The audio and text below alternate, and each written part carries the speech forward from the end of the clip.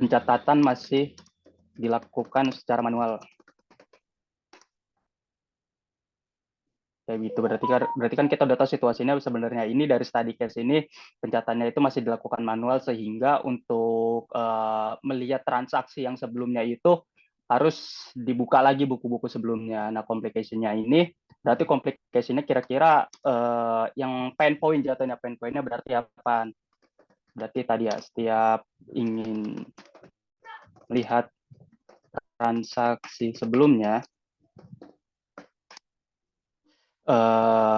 user harus mencari buku transaksi yang ingin dilihat. Nah, gitu jadi situasinya dia masih dilakuin manual, terus complication atau pain point-nya itu setiap ingin melihat transaksi sebelumnya, user harus mencari buku transaksi yang ingin dilihat, seperti itu. Nah, questionnya itu jauh seperti pertanyaan ya. Kira-kira seperti how make we namanya, HMW. Kalau gue biasanya itu HMW, membuat memudahkan user untuk melakukan pencatatan dan melihat data transaksi. Setelah kita tahu questionnya, berarti answernya kan ya udah, berarti answernya itu pembuatan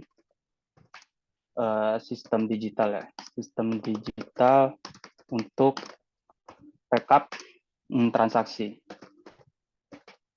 Nah, jadi ini tuh lebih disimplifikasi lagi. Terus teman-teman jadi udah ketahuan nih answernya, berarti udah nggak bakal jauh dari sini ya.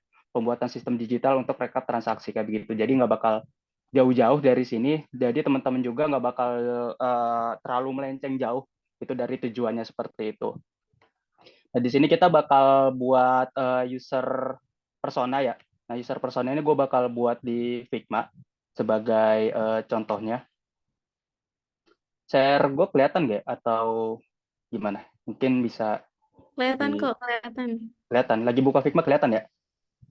Oh, lagi buka Figma-nya. Enggak, ini Enggak ya? masih Oke. di PPT. Sebentar. Oke. Hmm. Nah, udah kelihatan? Sudah, Bang. Oke, siap. Nah, ini gue ngebuat Figma-nya. Nah, teman-teman yang perlu kita ketahuin atau kita throwback ke belakang itu bahwasannya seorang UX designer kan ada banyak user ya. Usernya itu pun nggak kita doang, ataupun usernya itu nggak orang yang kita tuju gitu. Jadi misal teman-teman bekerja sebagai tim, itu ada beberapa user yang teman-teman harus pikirin juga. Kayak misalnya itu programmer, ataupun kira-kira misalnya manajemen, ataupun teman-teman tim teman sendiri kayak begitu. Jadi harus dipikirin itu juga. Nah, ini gue biasanya kalau ngebuat struktur itu mungkin sebagai gue jelasin.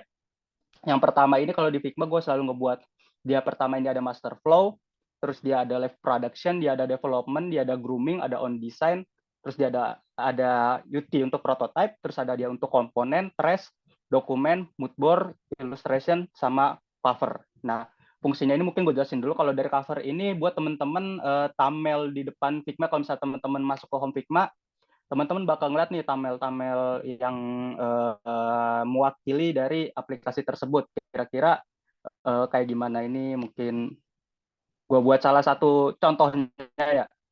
Misalnya di sini gue ada ngebuat beberapa thumbnail yang untuk memudahkan gue, kira-kira ini gue pengen nyari apa nih, misal kayak gue di sini untuk ngebuka TV gue, ataupun gue ngebuka desain sistem gue, ataupun gue ngebuka untuk nanti yang kita bakal workshop yang bakal kita kerjakan seperti itu.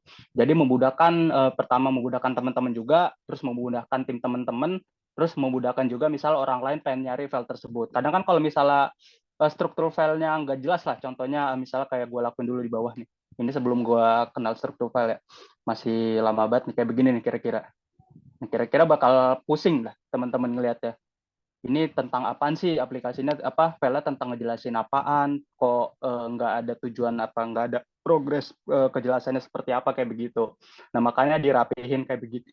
Nah, untuk ngebuat ini nih gimana Bang? Lah lu cari aja nanti di sini atau di community, kayaknya di sini gue lupa.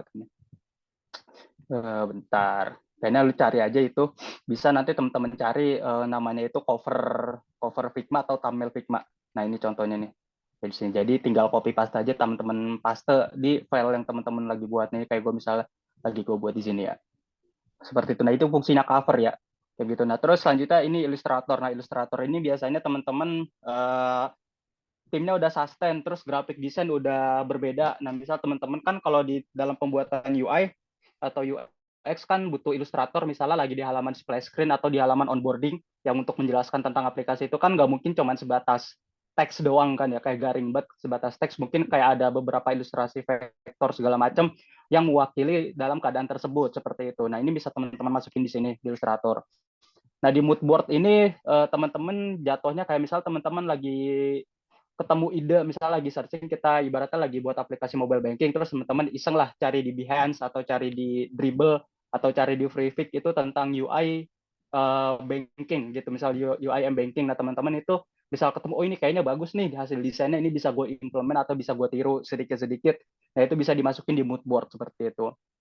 Nah kalau dokumen ini lebih ke misalnya kayak flow-nya itu misalnya rangkuman dari SOP ataupun dari SLA segala macam itu bisa teman-teman masukin ke sini ataupun dari WI ya, misal bisa masukin ke sini dokumen yang relate lah sama aplikasi yang sedang dibuat seperti itu. Nah kalau trace ini berfungsi misal teman-teman ngedesain aplikasi login, terus teman-teman buat misalnya 3 versi. Nah yang dipakai ini versi yang ketiga. Nah yang versi pertama sama kedua itu jangan dihapus tapi dimasukin ke trace ini kayak gitu. Jadi misalnya ternyata pengen ataupun ada UT ulang, ternyata user lebih suka versi ke satu versi kedua, teman-teman tinggal ambil di versi trace-nya aja kayak begitu.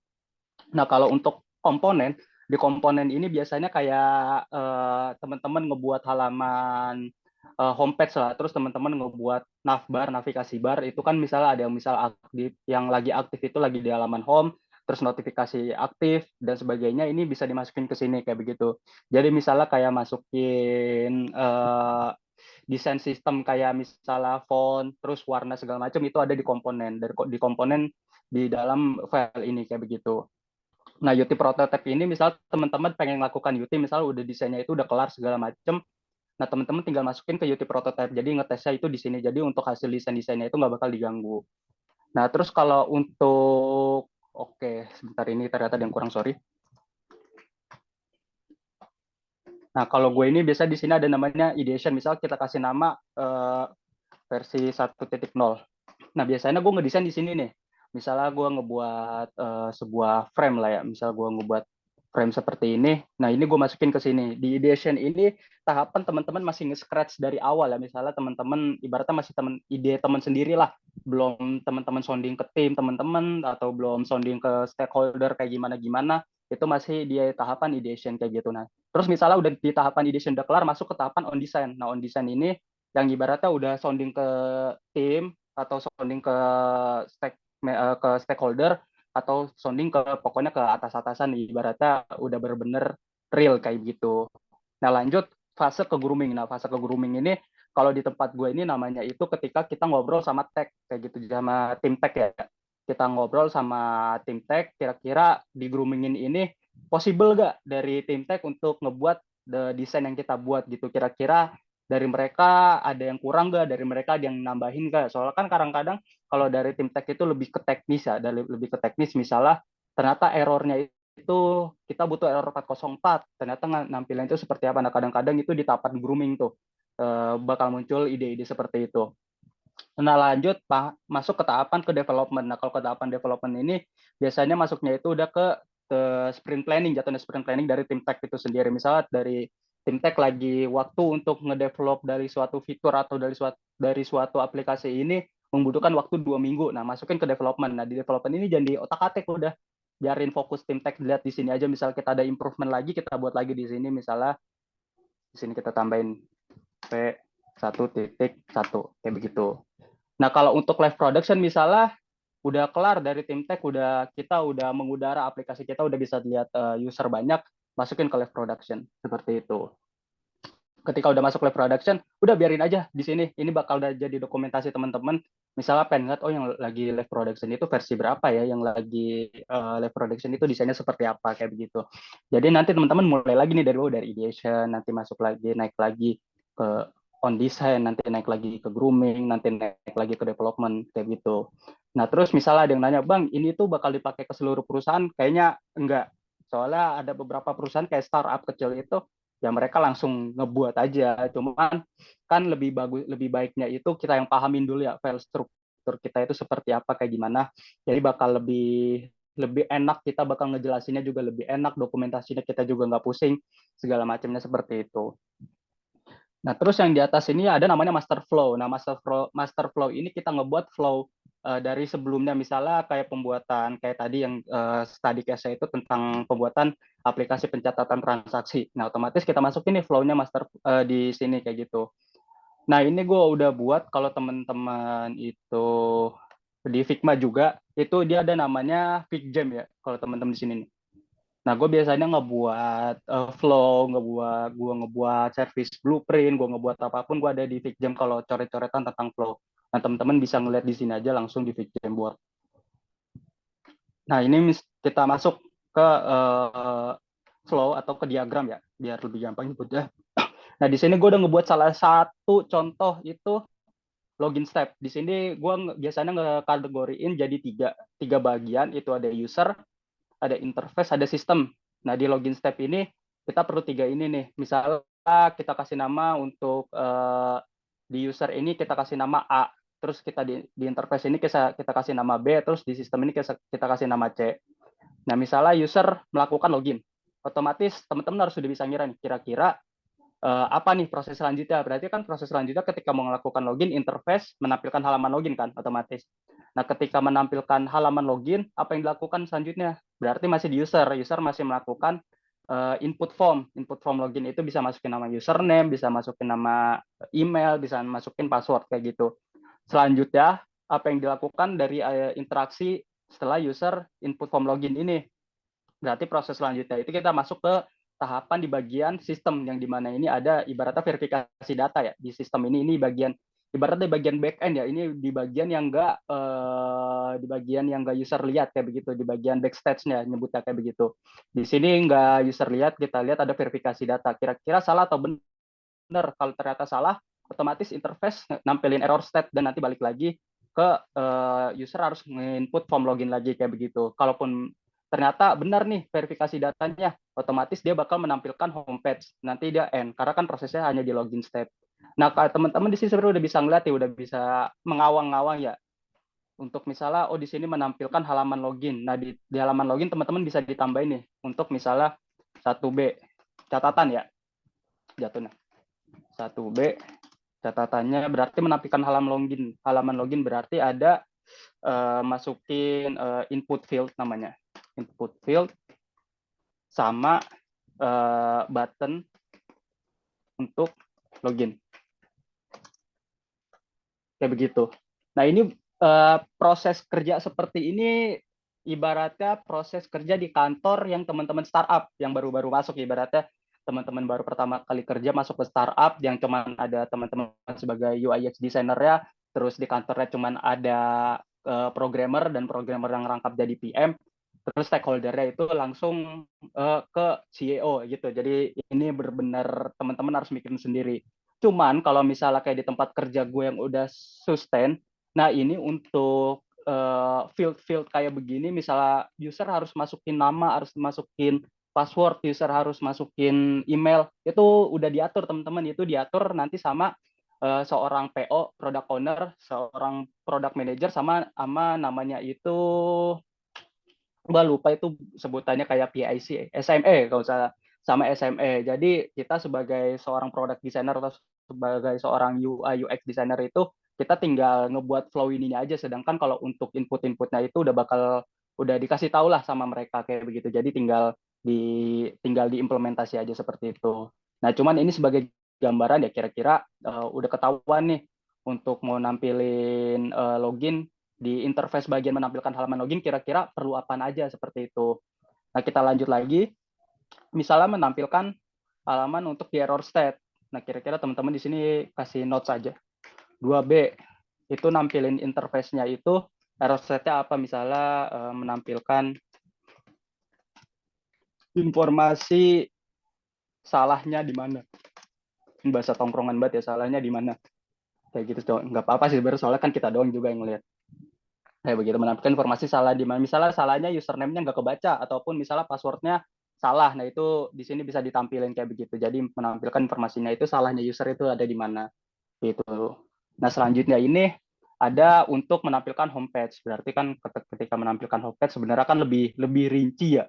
Kayak gitu segala macam. Berarti ini sebenarnya bisa di-skip ataupun teman-teman bisa ngelihat referensi dari hasil desain yang lain seperti itu. Nah, ini mungkin kita buat bareng-bareng. Gua copy dulu, atau mungkin teman-teman sambil sembari mau nyobain bareng-bareng ya di Figma-nya, nggak apa-apa, nggak masalah. Kita masuk misalnya ke halaman pembuatan transaksi. Ini kita copy aja dulu.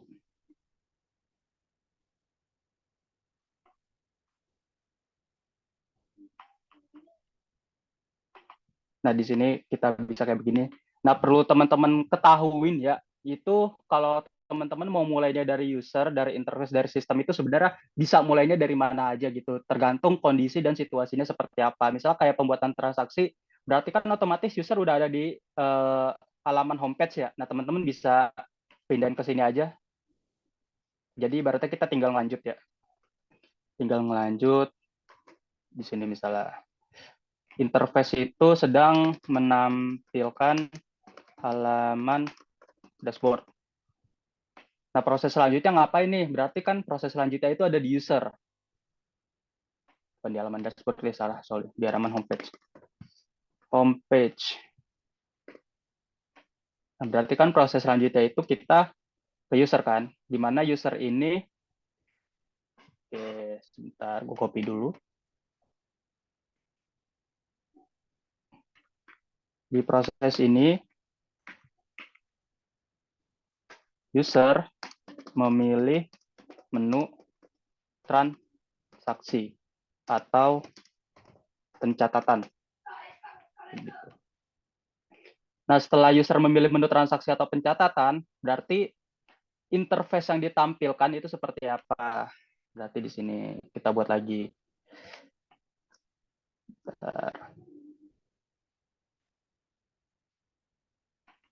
Berarti kita masuk ke 2B.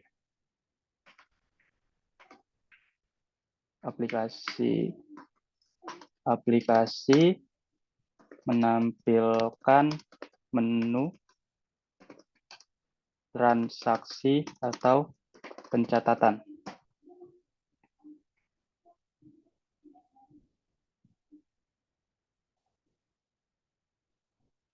Aplikasi menampilkan menu pencatatan.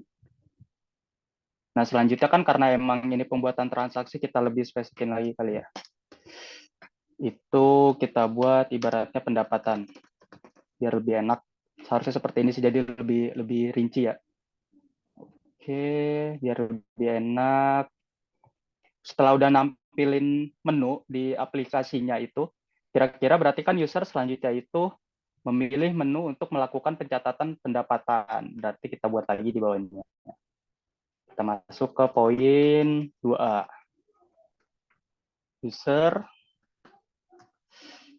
memilih menu nambah pendapatan. Ketika udah milih menu pendapatan, otomatis nanti interface-nya nampilin field-field untuk nambah pendapatan gitu. Berarti kita masuk ke 2C. Aplikasi menampilkan interface, bukan langsung menampilkan penambahan data. Penambahan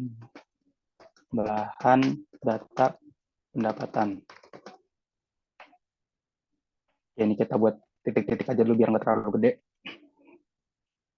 Ketika udah nambahin seperti ini, berarti udah ditampilin nih sama aplikasinya untuk nambahin pendapatan, kan berarti ya user harus melakukan penambahan data ya, karena kan emang proses yang sedang kita buat ini untuk nambahin data tersebut. Berarti user input data nambah pendapatan.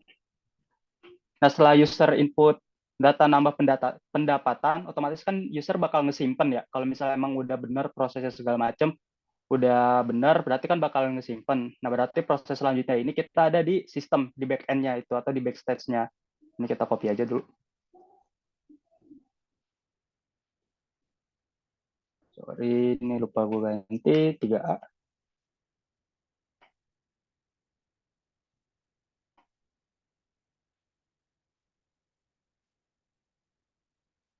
Di sini. Ataupun bisa langsung gini, atau misal teman-teman mau buat variasi lagi nih, misalnya mau nambah, bang, gue pengennya itu sebelum nyimpen, dia ada muncul konfirmasi lagi buat ngeyakinin user, dia pengen nambah data itu, buat nambah data itu, bang, kira-kira bisa nggak? Bisa, kayak gitu. Jadi ini bentar, gue benerin dulu. Berarti 3B, ini 4B.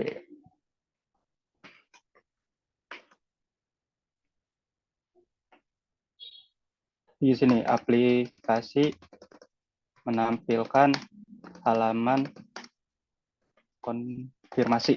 Nah, kayak gini. Ini bisa kayak begini, ataupun teman-teman buat belah ketupat ya namanya. Belah ketupat lagi gini aja. Misal ini kita copy dulu teksnya, terus ini kita hapus. Kayak begini kita buat begini.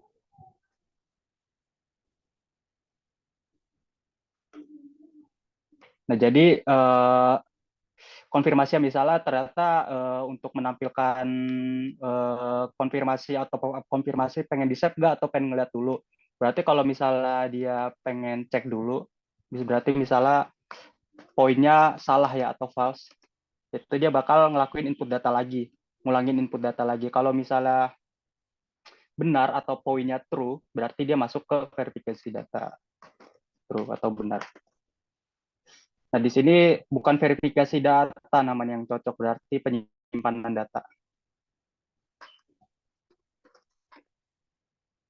Nah, kira-kira penyimpanan datanya ini benar, valid atau enggak? Kalau misalnya valid, ya otomatis kan kita copy lagi. Memberikan error state.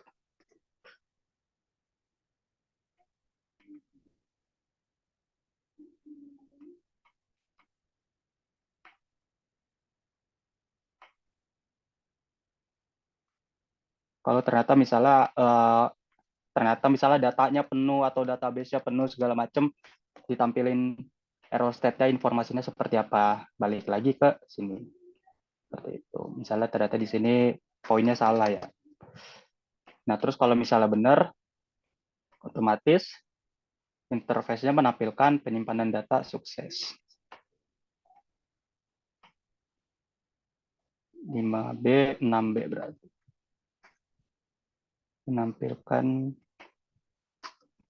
sukses informasi.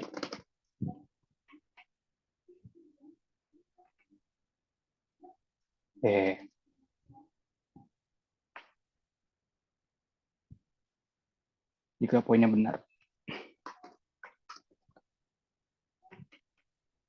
Jangan lupa dikasih ini ya, N. Proses kalau ngebuat segala flow, ngebuat flow diagram segala macam, jangan lupa kasih proses N-nya. Biar menandakan bahwasanya udah prosesnya itu untuk penambahan transaksi pendapatan sampai situ aja seperti itu.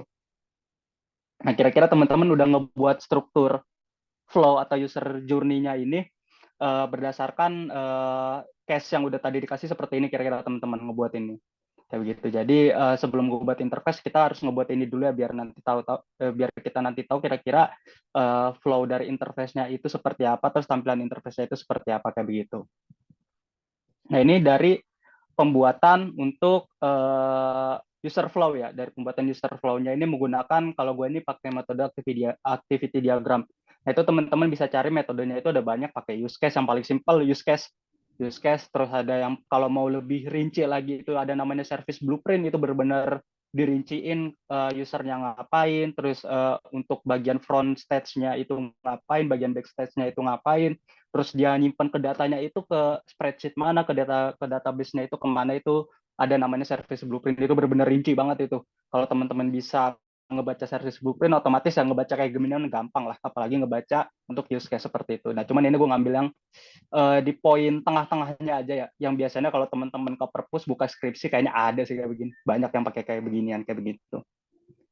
Nah, mungkin di sini ada yang pengen ditanyain dulu nggak sebelum kita lanjut ke pembahasan untuk ngebuat user persona? Mas, saya izin nanya, Mas. Oke, oke. Ini cara buat file diagramnya di Figma ini caranya gimana, Mas? Oke. Nah, kalau misalnya teman-teman udah buka home Figma nih, nah di sini dia kan di pojok kanan, dia itu ada desain file. Nah, desain file ini ngebuat file desainnya ya. Nah, ini ada Fig Jamboard namanya. Di situ diklik aja Fig Jamboard. Nah, nanti pilih draft aja. Ini gue contohin ya. Nah, nanti dia bakal masuk ke bagian Fig Jamboard. Nah, di sini teman-teman tinggal nambahin, misalnya kayak tadi gue ngebuat ada kotak 3, tinggal ngebuat aja di sini sih. Misalnya user, terus nanti ngebuat interface, kayak begitu. Kira-kira masuk nggak? Paham nggak? Udah jelas nggak?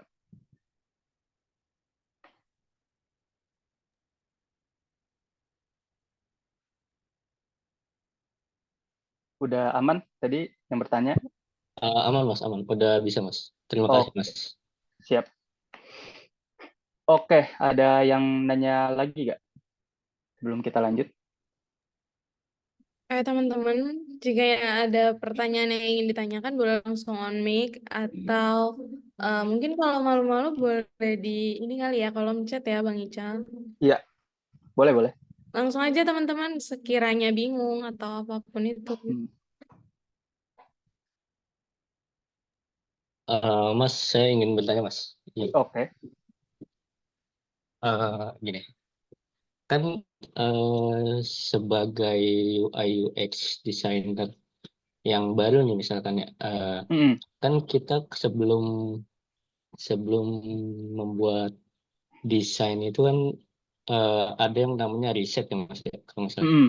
Nah, dalam riset itu yang di riset itu kita kita sebagai UI UX designer mempertanyakan kepada klien tuh pertanyaan-pertanyaannya tuh apa aja gitu, Mas, untuk melakukan riset gitu.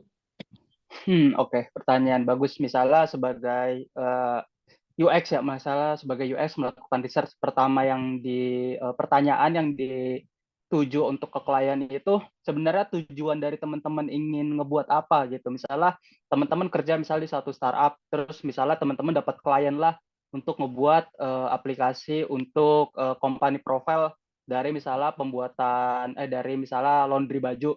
Nah, teman-teman di situ bisa tanya misalnya ke usernya, tanya kira-kira di websitenya ini mau nampilinnya itu seperti apa, mau informasinya itu seperti apa gitu. Kira-kira target audiensnya itu di kategorinya apa seperti itu. Jadi teman-teman harus tahu dulu secara goal kasarnya apa goal kasarnya itu atau gamblangnya secara gamblangnya teman-teman harus tahu dulu ini kira-kira mau buat seperti apa. Itu misalnya dapat kliennya atau enggak misalnya teman-teman mau melakukan research sendiri misalnya untuk nanti skripsi lah contohnya, misalnya mau implement buat skripsi, teman-teman itu harus mengamati mengamati sekitar teman-teman kira-kira misalnya kayak di perusahaan bukan di perusahaan salah di kampus ini di kampus Fakultas Teknik ini kira-kira apa sih yang kurang, kira-kira apa sih yang bisa diimprove, misalnya teman-teman kayak ke perpus lah misalnya contohnya kayak gue dulu ke perpus itu kalau minjem buku itu harus manual, harus ngisi daftar hadir, terus harus ngasih KTM segala macam, terus baru nyari bukunya. Nah itu kan bisa teman-teman jadikan sebuah pain point ya namanya sebagai pain point. Ini kayaknya kalau kita buat digital, kita nyari bukunya secara online, terus ketika datang ke perpus tinggal ngambil karena kita udah melakukan pinjaman buku secara online, kayaknya bisa deh gitu. Jadi dibuat lebih simple gitu. Jadi teman-teman itu ada dua tipe ya, apakah mengamati sekitar atau berdasarkan dari kliennya itu pengennya seperti apa atau user itu pengen seperti apa, kayak begitu sih. Jadi ketika ingin melakukan research, teman-teman harus melihat sekitar dulu, teman-teman harus tahu dulu target usernya itu seperti apa, terus teman-teman juga harus tahu usernya itu pengennya seperti apa, kayak begitu. Ataupun misalnya dua-duanya ini bisa dikombin nih, misalnya teman-teman punya ibaratnya punya tongkrongan yang sama pemikirannya kayak temen, iya ternyata minjem bukunya itu ribet segala macam. Nah itu lo interview lah satu-satu, misal lo tanya satu-satu, kira-kira yang bagus kayak gimana, apa kita buat digital ya, kalau kita buat peminjaman secara digital seperti apa gitu prosesnya yang gampang. Nah, itu bisa melakukan research untuk UX seperti itu. Nah, kalau untuk UI melakukan research itu biasanya itu dia ngambil dari mood board ya. Dari mood board itu dari misalnya beberapa aplikasi contoh aplikasi kompetitor gue nyebut ya. Misalnya kayak teman-teman cari misalnya aplikasi untuk peminjaman digital perpus misalnya itu tinggal cari aja contohnya di Behance banyak, di Dribble banyak. Nah, itu sebagai seorang UI ya. Jadi ibaratnya nggak bisa nih kita langsung ngebuat kalau menurut gue ya nggak bisa langsung ngebuat aplikasi itu ide kita benar-benar ide polos 100% dari kita gitu. Pasti ada beberapa part yang kita nyontek ibaratnya ada beberapa part yang kita contoh seperti itu. Jadi itu pun nggak masalah sebenarnya. Pekerjaan seorang UI UX itu nggak kena nggak jauh lah dari hak cipta ya jatuhnya. Beda kayak seorang graphic design kalau lu tiba-tiba ngambil kayak kemarin itu Reza ngambil aset segala macam tanpa nyantumin sumbernya itu kan kena masalah. Sedangkan kalau seorang UI UX banyak aplikasi yang sama contohnya kayak Tokopedia, Shopee, Lazada segala macam itu sama sumbernya paling yang berbeda itu dari interface-nya terus mungkin dari cara check out terakhir segala macam dari cara promosinya segala macam itu nggak apa-apa nggak masalah ya ibaratnya lumayan jauh lah gitu kita nggak bakal terlalu kena dari proses hak cipta kayak gitu jadi untuk tadi gue balikin untuk proses UX-nya itu kita bisa ngelakuin secara wawancara interview atau tanya-tanya untuk misalnya kita mengamati keadaan kalau misalnya ternyata kita udah punya klien kita udah kerja di satu startup kita punya klien nah itu langsung tanya aja ke klien kira-kira harapan dari aplikasinya itu goalsnya aplikasi itu seperti apa terus kita bisa rinciin oh ini mau nampilin informasinya seperti apa seperti itu sih kira-kira cukup jelas nggak? Baik-baik, Mas. Berarti balik lagi ke kliennya, apa yang dibutuhkan gitu ya, Mas? Iya betul jadi ketika menjadi seorang UI UX kita harus menjauhkan ego kita misalnya kita ngebuat aplikasi oh ini flow-nya udah gampang kok ternyata dari klien enggak menurut saya enggak gampang itu susah saya pengennya seperti ini ya kita harus dengerin gitu kan atau ternyata teman-teman ketika nggak perform hasil itu ada datanya itu bahwasanya datanya itu datanya itu menunjukkan bahwasanya yang teman-teman buat lebih mudah daripada sebelumnya itu bisa menjadi poin kuat. Cuman kalau ketika proses tahapan awal masih bertanya-tanya, ibaratnya kita harus merendah diri lah. Misal teman-teman baru buat tampilan aplikasinya, tampilan homepage, terus teman-teman kayak, ini mah saya kurang cocok sama ini, saya bagusnya warnanya merah terang sama hitam, kayak gitu kan, dark mode, nggak jelas. Nah itu kita harus dengerin sih kayak begitu. Udah paham nggak kira-kira? Baik, Mas. Paham, Mas. Terima kasih. Oke, siap. Ada lagi yang mau ditanyain sebelum kita ngebuat user persona?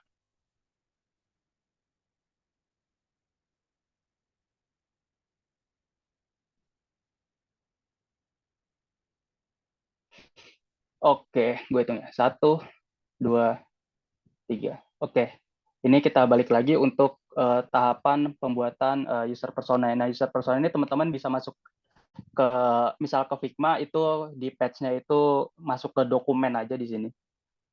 Jadi kita satuin dia sama dokumen biar lebih gampang. Nah, ini kita ngebuat frame sebenarnya ngebuat frame-nya bebas ya mau ukuran apa aja. Cuman gue biasanya kalau buat user persona itu pakai ukuran A4. A4-nya kita rotate kayak begini. Nah, ini mengarang bebas aja ya sebenarnya. Mau buat kayak gimana, intinya sebenarnya kita udah tahu kan di SCCA itu pain point-nya, complication-nya kayak gimana, HMQ-nya gimana, goals-nya atau answer-nya kayak gimana.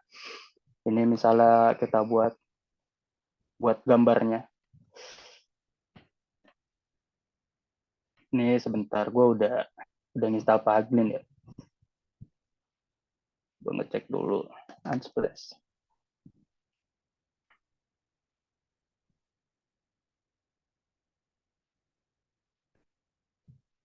Ini kita cari misalnya person. Ini, muka orang ini template banget di mana-mana ada. Ini kita buat, terus kita buat misalnya teman-teman udah nge-interview ke 5 orang. Kita buat misalnya di sini nama, bentar, rapin dulu.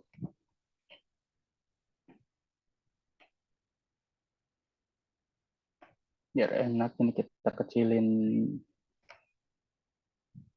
jadi 20 aja. Nama misalnya Maimunah.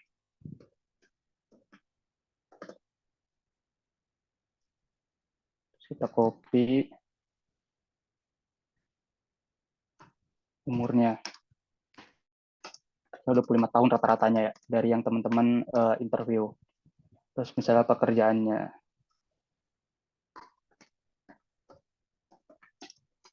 wirausaha atau karyawan aja ya.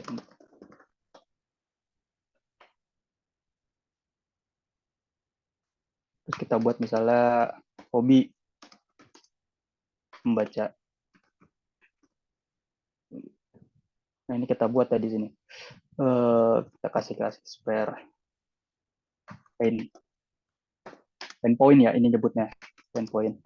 Copy aja dari yang di PPT tadi soalnya kan udah jelas ya.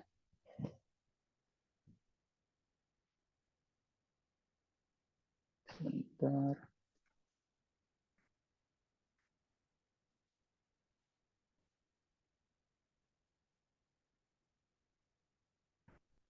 Figma. Nah, copy aja. Kalau offset kayak begini kecilin aja.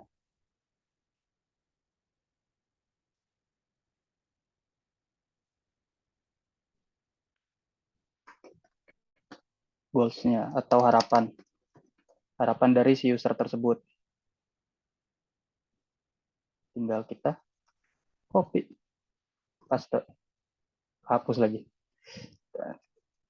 Nah,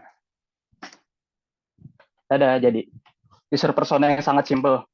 Ini bisa mewakilin, bisa teman-teman pakai kayak begitu. Cuman ada baiknya kalau teman-teman buka di Google cari contoh user persona itu bisa dipakai yang lain. Ini kita mengejar waktu aja ya biar masuk inti-intinya aja.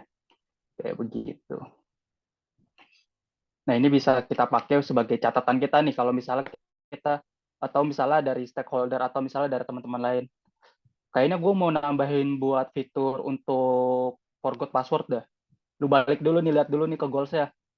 Di goals-nya nggak ada itu, ntar aja itu mah nanti bisa masuk ke next improvement selanjutnya atau next fitur selanjutnya, itu nggak masalah. Kayak gitu, karena emang goals tujuan utamanya ini, kayak gitu. Jadi teman-teman ibaratnya di sini sebagai bargain juga, sebagai penambah kekuatan teman-teman juga, biar nggak ada nambah fitur di tengah jalan atau di tengah sprint gitu gue nyebutnya. Jadi ibarat tetap on record lah kayak gitu. Jadi teman-teman tetap fokus seperti itu. Nah, gue lupa tadi yang diagram ini kita bisa masukin, kita copy aja semuanya.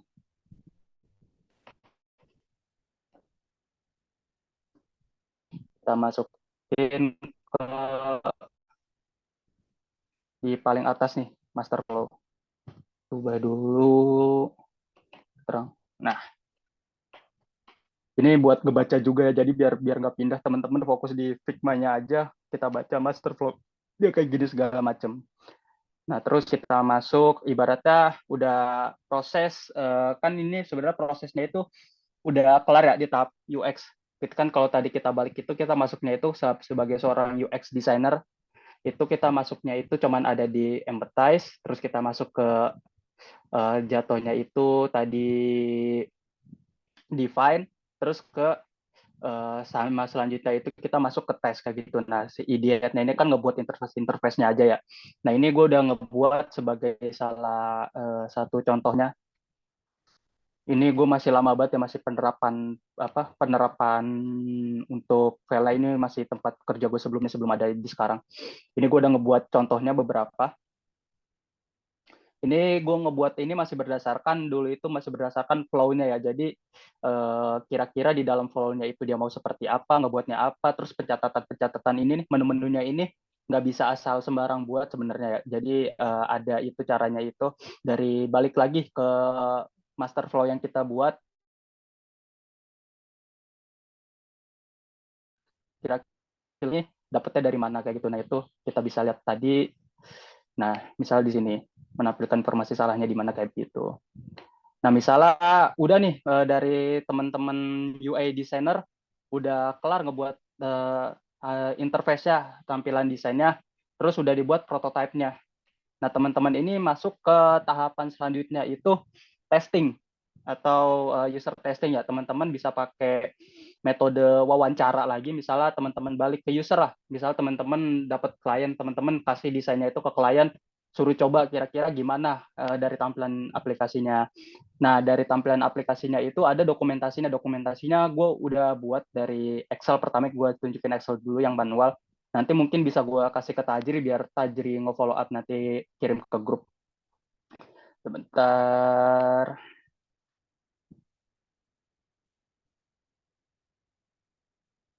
Nah, udah tampil belum halaman Excel gue?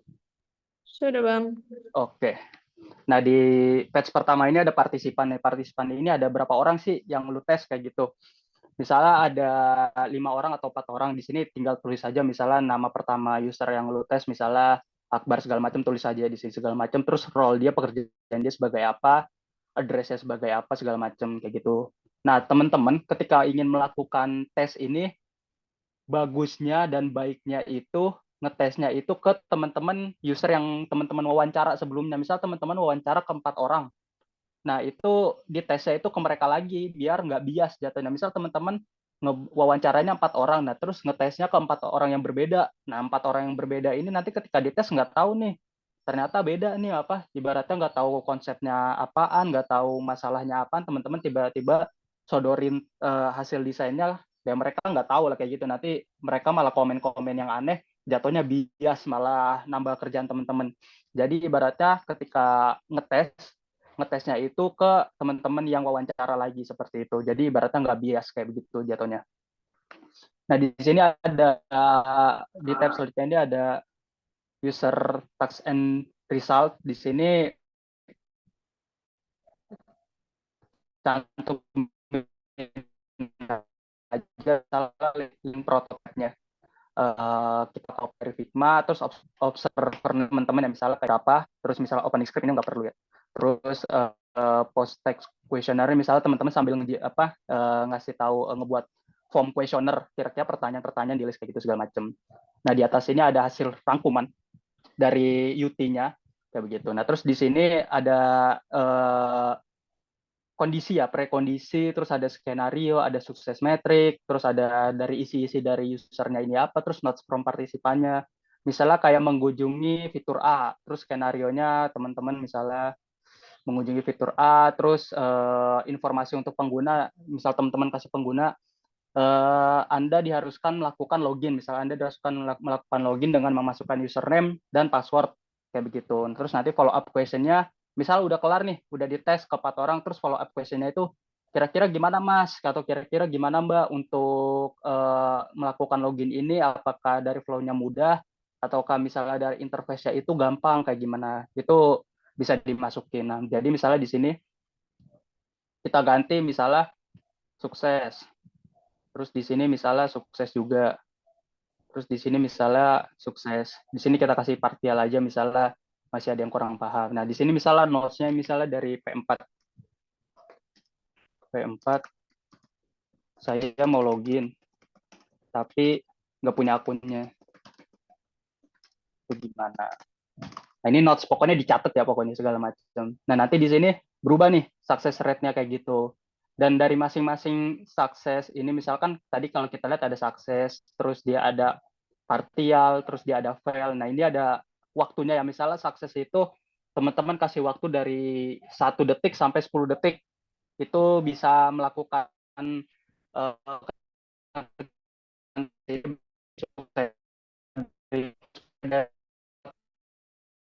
dari 10 sampai 20 detik masuknya partial. Terus kalau misal yang fail itu misalnya emang udah nggak bisa, ibaratnya gue menyerah nih, maksudnya nggak masuk di aplikasinya. Nah, itu bisa masuk ke sukses kayak gitu.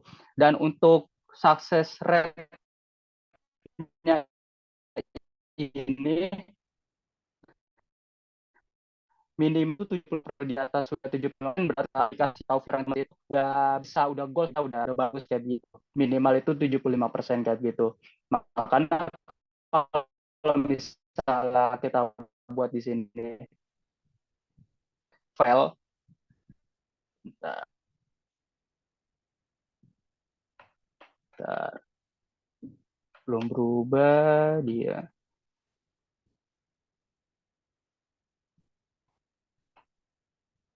nge-lag lagi. Bentar. Kita buat ini contoh partial. Nah, misal jadi 66,67% ya, berarti flow yang teman-teman buat ataupun dari interface yang teman-teman buat itu ada yang salah gitu, ada yang nggak benar kayak gitu. Nah, itu bisa diimplement atau diubah kembali. Nah, ini bisa gue benar, cuman kayaknya di bawah ini ada yang error. Teman-teman bisa tinggal dibenerin aja di sininya. Ini gampang benerinnya kok. Kayak begitu. Nah, ini untuk proses UT manual ya, ibaratnya masih pakai spreadsheet gitu, teman-teman wawancara gitu segala macam.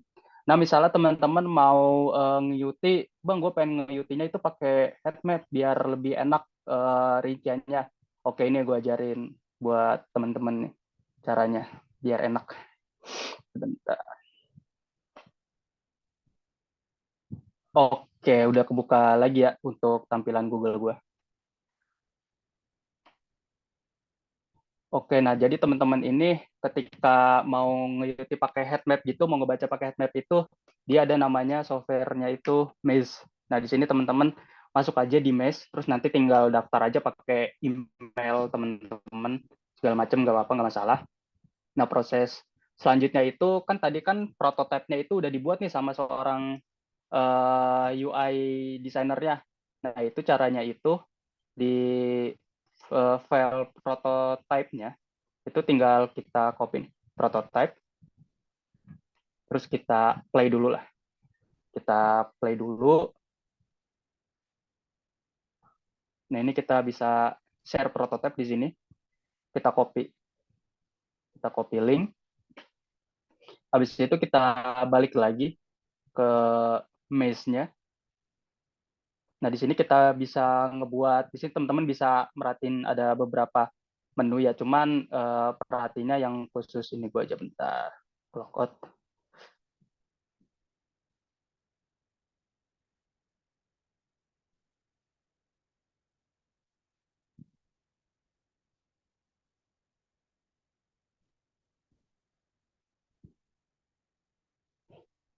Nah, di sini teman-teman bisa new project ya.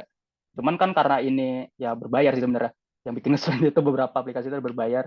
Ini sebenarnya gue udah buat kemarin buat nyoba, ini gue hapus aja dulu. Buat kita buat belajar lagi. Di sini bisa ke sini nih, project, menu project, tinggal new project, kasih nama lah misalnya testing prototype versi 1.0.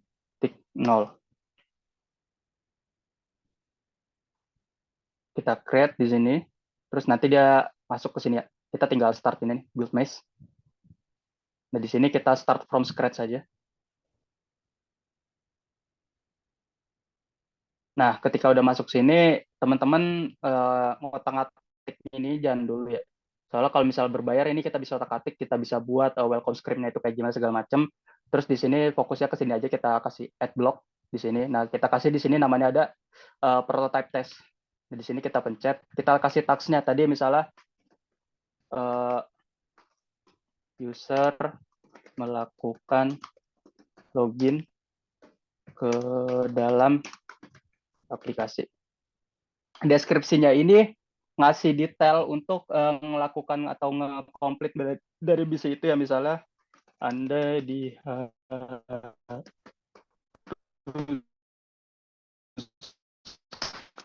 melakukan ke dalam aplikasi dengan cara memasukkan username, contohnya username atau email dan password di kolom yang sudah disediakan. Oke, nah terus kita tambah nih di sini nih prototype. Ya di sini teman-teman bisa pilih Figma ya di sini teman-teman. Di Uncentang aja. Kita import di sini, nanti dikasih tahu gimana caranya.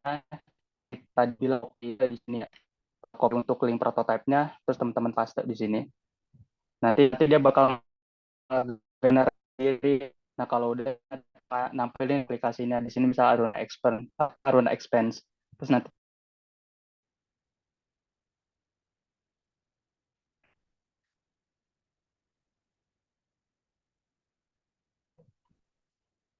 Oke, nah, ntar gue minum dulu. Nah, di sini kan kita udah tahu ya, itu pengen user untuk melakukan login. Nah, di sini kita tambahin ya kira-kira tampilan dari mana sih yang mau dimulai. Misalnya kita mulai aja langsung dari tampilan sini. Nah, nanti kan selanjutnya kan dia bakal ke sini ya, bakal nampilin dari prototipe yang udah dibuat ya. Dia otomatis bakal nampilin dari prototipe yang dia buat. Nah, nanti tinggal klik di sini, lanjutkan. Terus nanti di sini masukkan email Anda, tinggal diklik di sini aja. Masukin segala macam, terus nanti dia masuk, dan aja masuk ke login. Nah, ini pad pertama udah selesai nih sampai sini, karena kan emang cukup ke login aja ya. Nah, terus misalnya udah kelar sampai dashboard, udah sesuai dengan flow yang udah kita buat, terus kita pengen nambahin lagi nih. Misalnya untuk ngebuat, kita tambahin di sini prototype lagi. Di sini membuat pencatatan pemasukan. Anda diharuskan membuat pencatatan untuk pemasukan di dalam aplikasi. Nah, deskripsinya ini kalau bisa sedetail mungkin ya, ibaratnya biar ngemudahin usernya juga. Jangan mentang-mentang kita mau nge-UT user, kita ngebiarin user nge-explore semuanya kayak gitu. Jadi kita harus ngasih batasan juga deskripsinya juga yang sedetail-detailnya kayak gitu sih, kayak begitu. Nah, di sini kita nambahin kan di sini udah bener halaman untuk di halaman dashboardnya atau di halaman homepage ya. Di sini tinggal kita tambahin misal di sini prototype. Nah, di sini kan ada pemasukan, ada pengeluaran. Ingat, apaan kita ini? Pemasukan. Berarti udah bener di tab pemasukan, terus kita klik lagi nanti pemasukan segala macam, dipastiin lagi nanti tambah pemasukan, nanti ada pop up konfirmasi, udah masih sesuai dengan user flow-nya ya. Terus kita konfirmasi. Nah, terus sudah nanti kita arahin lagi ke lihat transaksi. Nah, udah kayak begini. Terus nanti contohlah kita buat lagi ini pembuatan pencatatan pengeluaran. Deskripsinya copy aja dulu dari sini. Untuk pengeluaran di dalam aplikasi. Nah, ini kalau misalnya ini kita tinggal change aja. Berarti kita balikin lagi tadi ke dashboard. Terus kita mulai lagi. Terus kan ini pengeluaran ya. Kita pilih pengeluaran. Kita tambahin ini. Segala macam konfirmasi. Ya transaksi. Nah, seperti itu. Nah, ini udah jadi nih. Ini bisa teman-teman tambahin berapa gitu. Gue nggak tahu batas maksimalnya ya.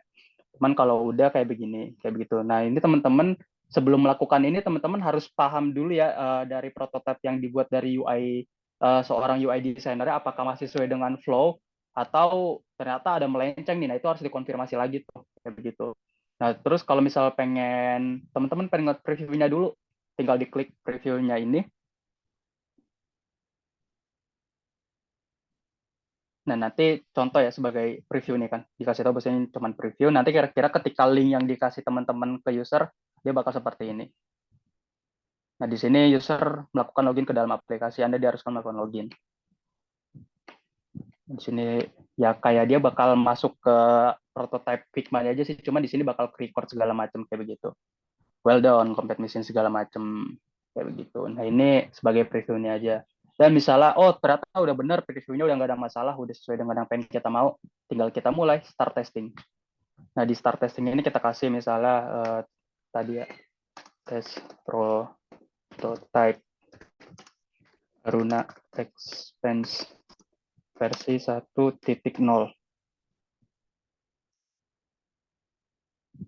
Nah, di sini tinggal kita go live. Nah, di sini proses selanjutnya itu kita nge-share ya. Nge-share-nya itu kita bisa ada copy mesh atau hair from. Cuman gua biasanya itu pakai copy mesh aja sih di sini. Dan di sini ada pilihan nih. Kalau unique session ini teman-teman bisanya itu satu device satu kali nyoba. Jadi misalnya teman-teman pengen real cache banget. Jadi misalnya teman-teman ada 4 user, nah 4 usernya ini pakai 4 device berbeda.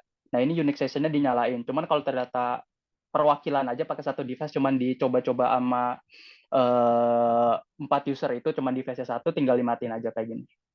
Tinggal dimatiin. Nah ini tinggal di copy. Nah ini tinggal kita share aja, misalnya ini kayak gue udah nge-share ke user ya.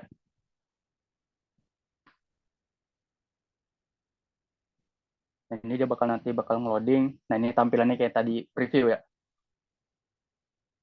Tinggal kita get start.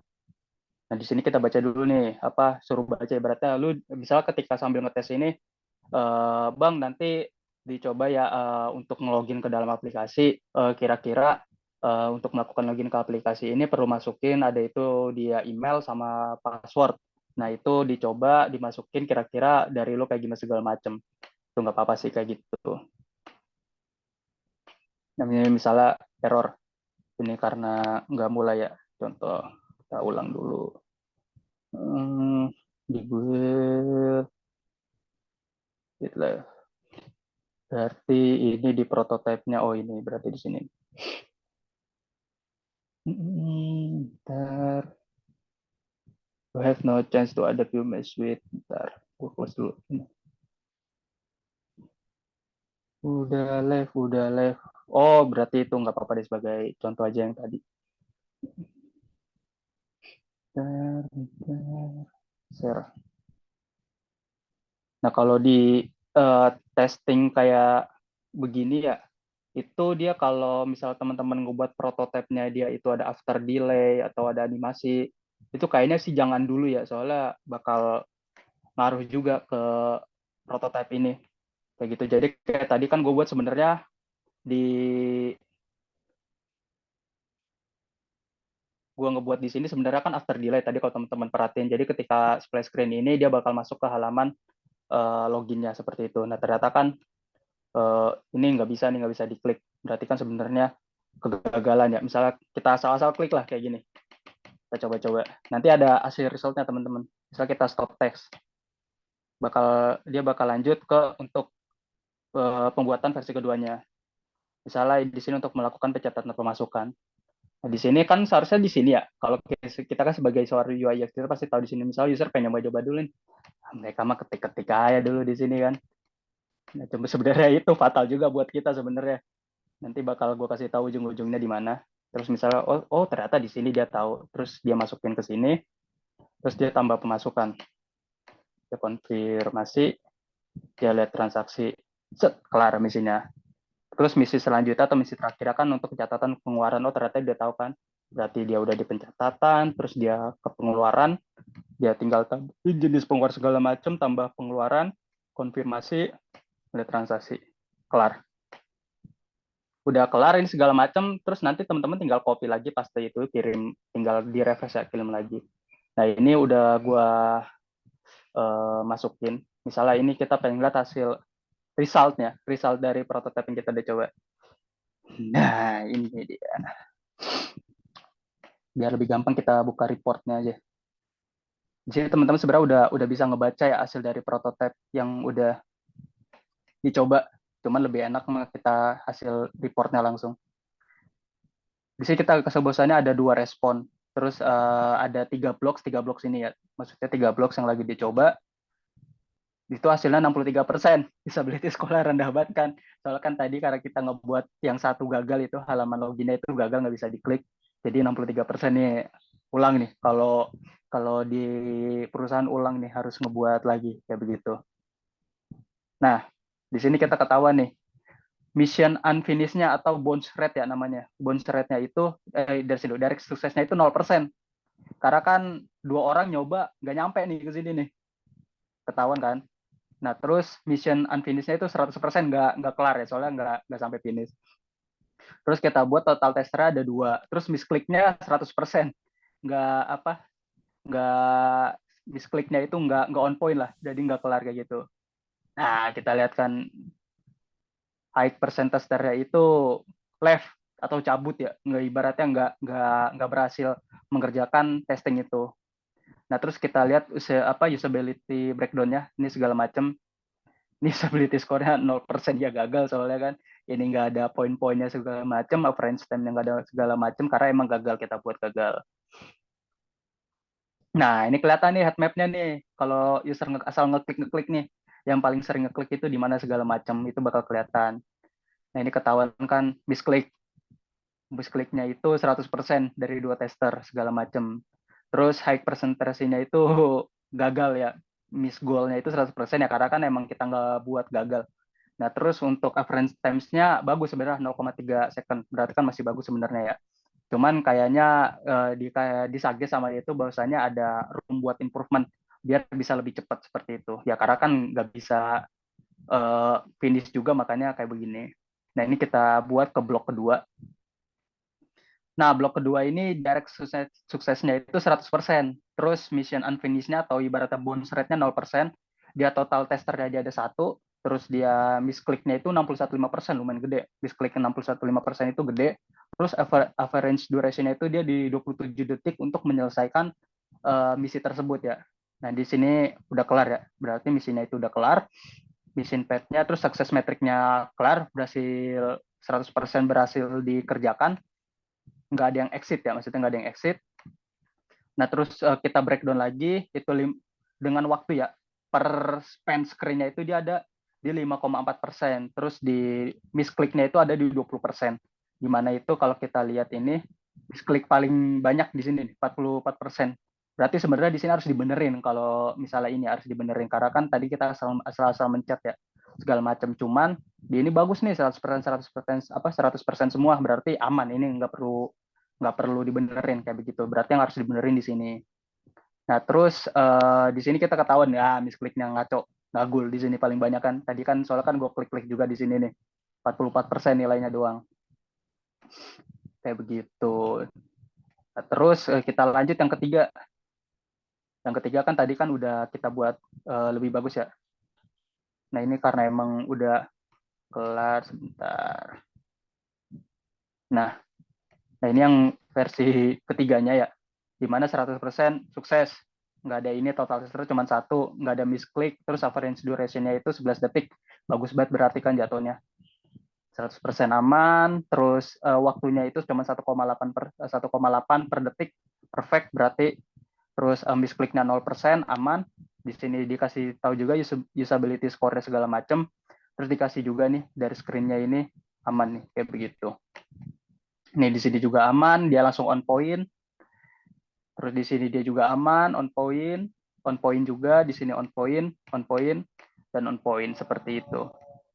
Nah, kira-kira di sini teman-teman udah bisa paham nih, oh bahwasanya yang perlu diperbaikin itu apa, yang perlu diperbaikin, diimprove itu apa.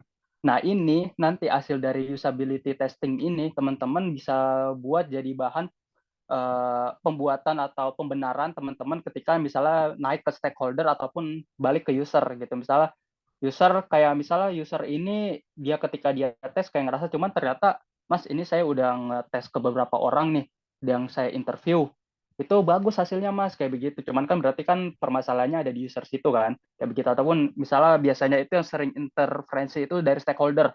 Biasanya dari user sama stakeholder kan bisa beda. Misalnya dari user pengen aplikasinya kita begini kita buatin dan user udah bagus, cuman dari stakeholder beda lagi nih omongannya. Nah di sini lu bisa kasih PowerPoint ya ibaratnya sebagai unjuk ini Mas, tapi user bagus kok ini hasil usability testingnya, sedangkan kalau kita buat versi Bapak malah hancur kayak gitu. Nggak apa-apa, itu sebenarnya sebagai penguatan aja gitu biar mereka terbuka juga bahwasanya pembuatan aplikasinya itu untuk desain nggak asal menilai ataupun nggak asal kelar gitu. Jadi harus ada data ibaratnya. Kan kalau sekarang kan emang perlu data ya, apa perlu data biar kuat juga hasil dari presentasi lu kayak begitu.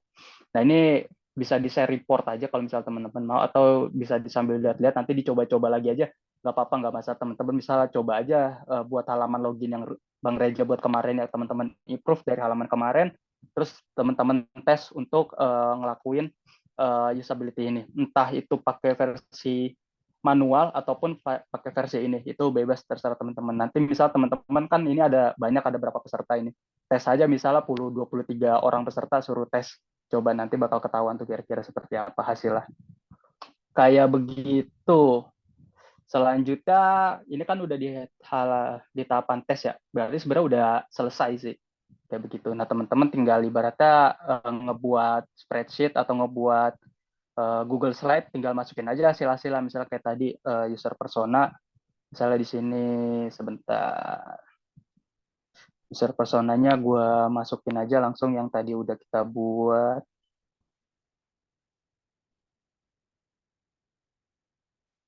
Ntar gue copy dulu. Di sini dimasukin aja langsung user persona kita buat.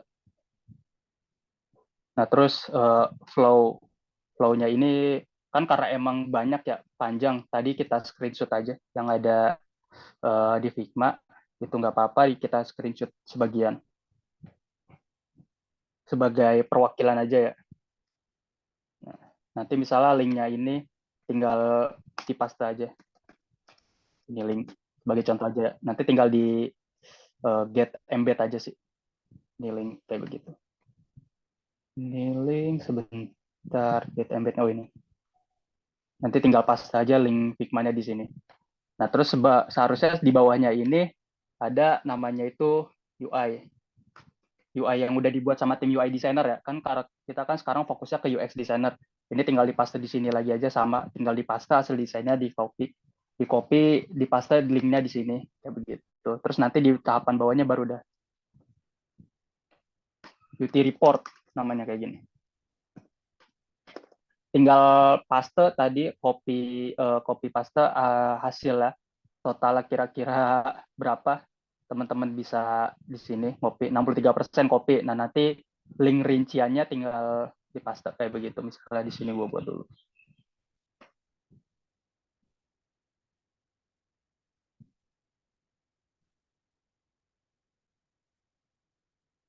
Nah nanti linknya tinggal ngarahin ke link ini kayak begitu. Udah dah. Nah di sini teman-teman dari awal, dari proses SCQE, dari proses user persona kelar, flow kelar, UI design kelar, UT report kelar. Seorang tugas tak seorang product designer. Kerjaan gue kayak begini. Product designer ini udah product designer ya. Kalau UX designer dia ke SCQE, dia ke user persona, ke flow. Terus dia UI designer, dia lebih ke UI, fokus ke UI-nya. Terus UT report masuknya ke UX designer. Udah.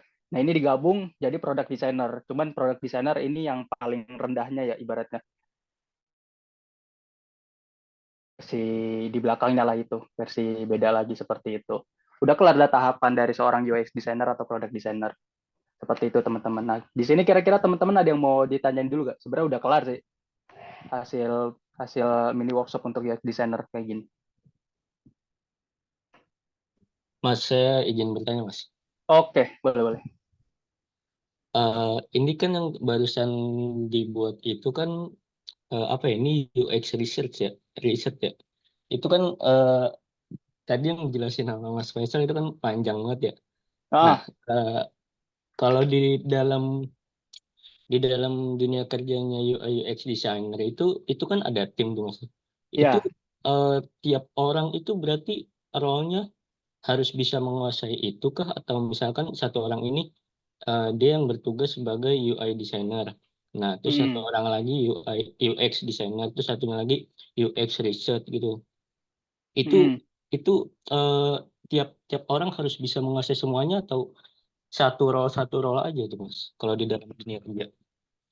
kalau di dunia kerja di Indonesia untuk startup yang baru ya harus semuanya, ente harus bisa semuanya, harus bisa palu gada nyebut ya. Kalau gue dulu nyebutnya palu gada. Itu harus apa lu yang mau gue ada kayak gitu. Jadi karena gue nggak bisa langsung bisa sebagai seorang spesialis product designer ataupun sebagai seorang spesialis UX design ataupun sebagai seorang spesialis interaction design, itu harus mulai dari nol dasarnya dulu. Nah dasarnya itu seperti ini teman-teman.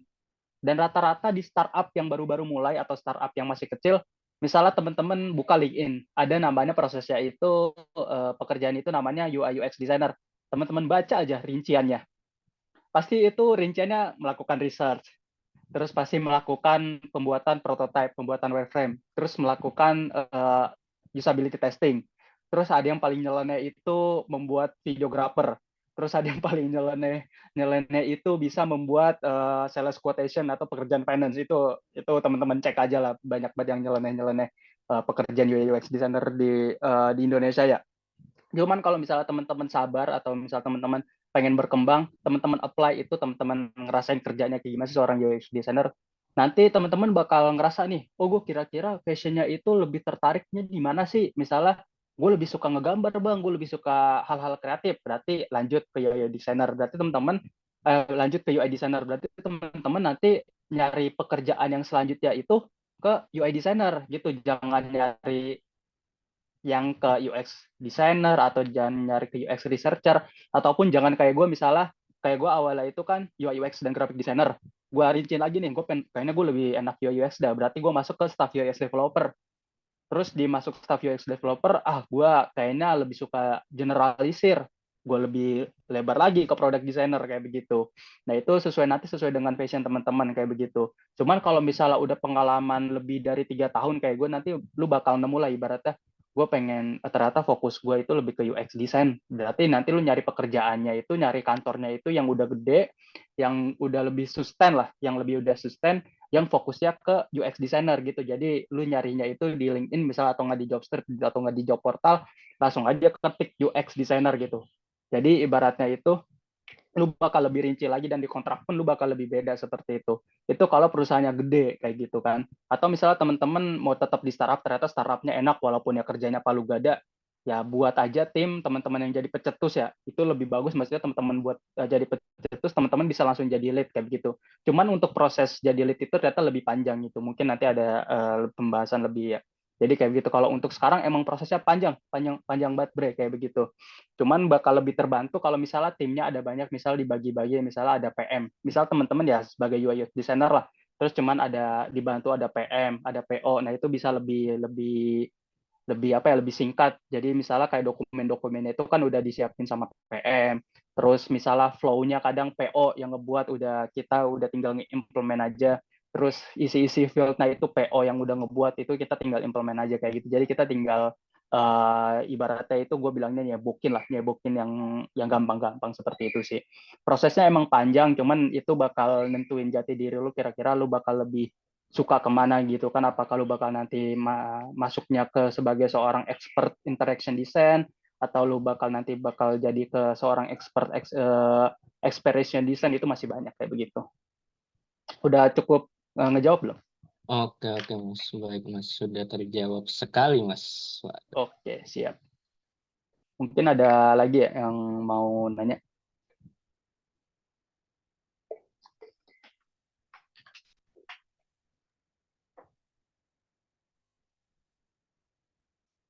Ayo teman-teman, untuk langsung aja ditanyakan, sekiranya ada yang kebingungan, jangan malu untuk bertanya, di kolom chat juga boleh.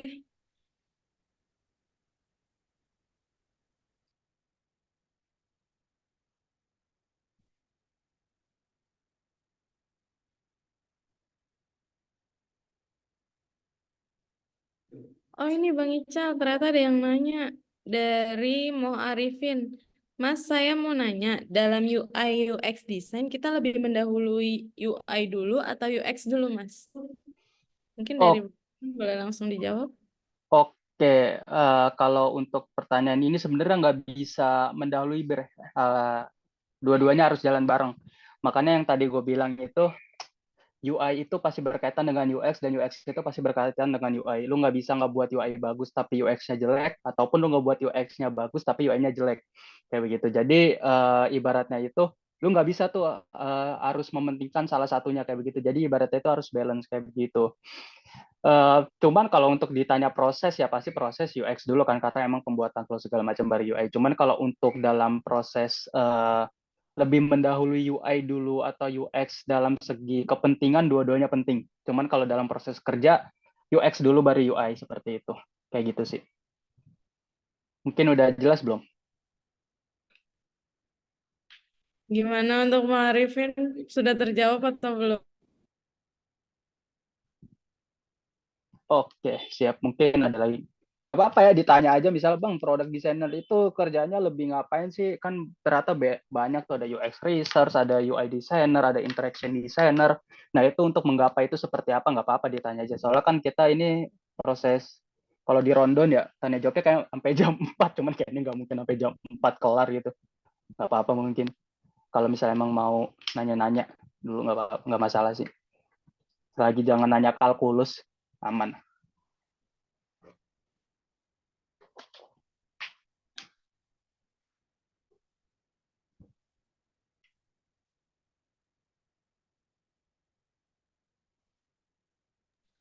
Mungkin saya selaku moderator izin bertanya mungkin ya Bang Ical. Ya Eh, boleh. ada tantangan dalam selama menjadi UX designer ini? Gimana, sorry tadi rada-rada ini ya, mic-nya. Tantangan berat gitu dalam menjadi UX designer. Kalau UI itu kan harus terus apa ya, berimajinasi untuk nyari desain yang unik, yang Hmm. mungkin mengikuti sesuai zaman. Nah, kalau jadi UX-nya itu ada nggak tantangan terberatnya? Oke, tantangan terberatnya itu paling sama kayak Reja kemarin, itu kita harus berhadapan sama klien kan, kita harus ibaratnya posisi kita kita ini harus apa ya, menguntungkan untuk klien juga, cuman kadang kan kalau kita ngebuat flow, misalnya kita ngebuat flow, ternyata ini sebenarnya ini udah paling rapi loh, udah paling bagus seperti itu. Karena gue pun masih ngerasakan juga, maksudnya ini udah paling rapi, udah paling simple. Cuman ternyata klien ini mintanya yang berbeda, dengan mintanya itu lebih panjang, lebih segala macem. Terus kita udah suguhin data yang tadi dengan usability testing yang tadi. Cuman ada beberapa klien ataupun ada beberapa stakeholder yang masih batu, ibaratnya gitu. Ibaratnya yang masih mereka ini pengennya pengen A gitu, nggak bisa pengen A. Ternyata kan dari cara pengen ke A kan bisa PK lewat cara B seperti itu. Nah itu ada beberapa orang lah yang seperti itu. Jadi ya lumayan cukup menguras tenaga seperti itu. Nah mungkin kalau UX ini dia bakal lebih sering lihat dokumen kali ya, lebih bakal sering lihat dokumen kayak misalnya ini SOP-nya seperti apa sih, itu udah jauh banget sebenarnya kalau kita ngebahas SOP ya. Kayak SOP-nya itu seperti apa sih, ataupun ngebahas SLA-nya. Misalnya untuk login ini SLA waktunya itu maksimal berapa, itu udah sebenarnya udah bahas banget. Ataupun misalnya paling minimal kita baca itu ada namanya WI, working instruction namanya, itu kita bakal ngelihat kira-kira fieldnya ini yang dibutuhkan apa aja kayak begitu. Paling bakal lebih, teman-teman bakal lebih terjun ke dokumentasi sih jatuhnya kayak begitu. Cuman yang lebih enaknya dari UX designer ini, teman-teman bakal fokus ke hal yang nggak terlalu, ibaratnya kalau menurut gue ya, seorang UI designer itu dia ini terlalu banyak imajinasi, terlalu banyak bukan apa ya jatuhnya, terlalu banyak inspirasi, dan itu bakal membuat kita bingung gitu kan. Jadi kira-kira yang bagus ini seperti apa, yang bagus seperti apa. Sedangkan kalau seorang UX designer, karena emang kita fokusnya ke flow atau di belakang ya, di bagian backstage, ya kita bakal lebih fokus sih untuk terjun dalam satu hal itu, kayak misalnya pembuatan login, flow-nya itu yang lebih efisiensi seperti apa kayak begitu. Cuman ya paling minimalnya itu mungkin bisa lah terjun langsung ke dalam ke tahapan dalam pembuatan desain ya, aplikasi desainnya. Cuman nggak bakal seintens itu sih, kecuali yang tadi gue bilang itu, misalnya lu langsung ngambil role UI UX designer, itu pasti lu UI juga UX juga seperti itu sih. Oke Bang Ical, sudah terjawab. Ayo teman-teman yang lainnya langsung aja ditanyain.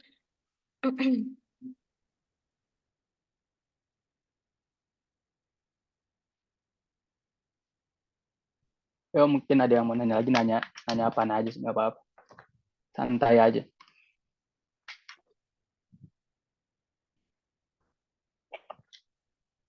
Oh, udah jelas sekali, mungkin UX desainnya lebih lebih gampang ya daripada UI desain, ngebuat flow doang soalnya, sama ngetes ngetes segala macamnya.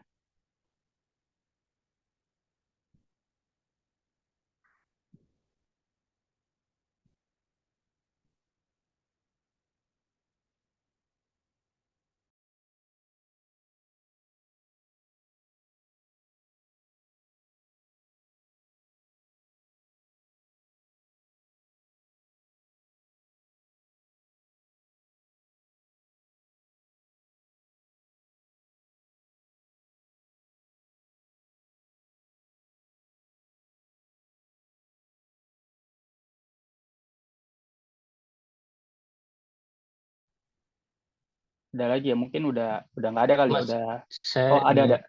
Oke. saya izin nanya, Mas. Sebelum kita jadi UI UX designer tuh, salah nggak kita kalau misalkan membuat fake project atau redesign misalkan sebuah apps mobile atau sebuah website gitu, kita jadikan untuk portofolio, itu salah atau enggak?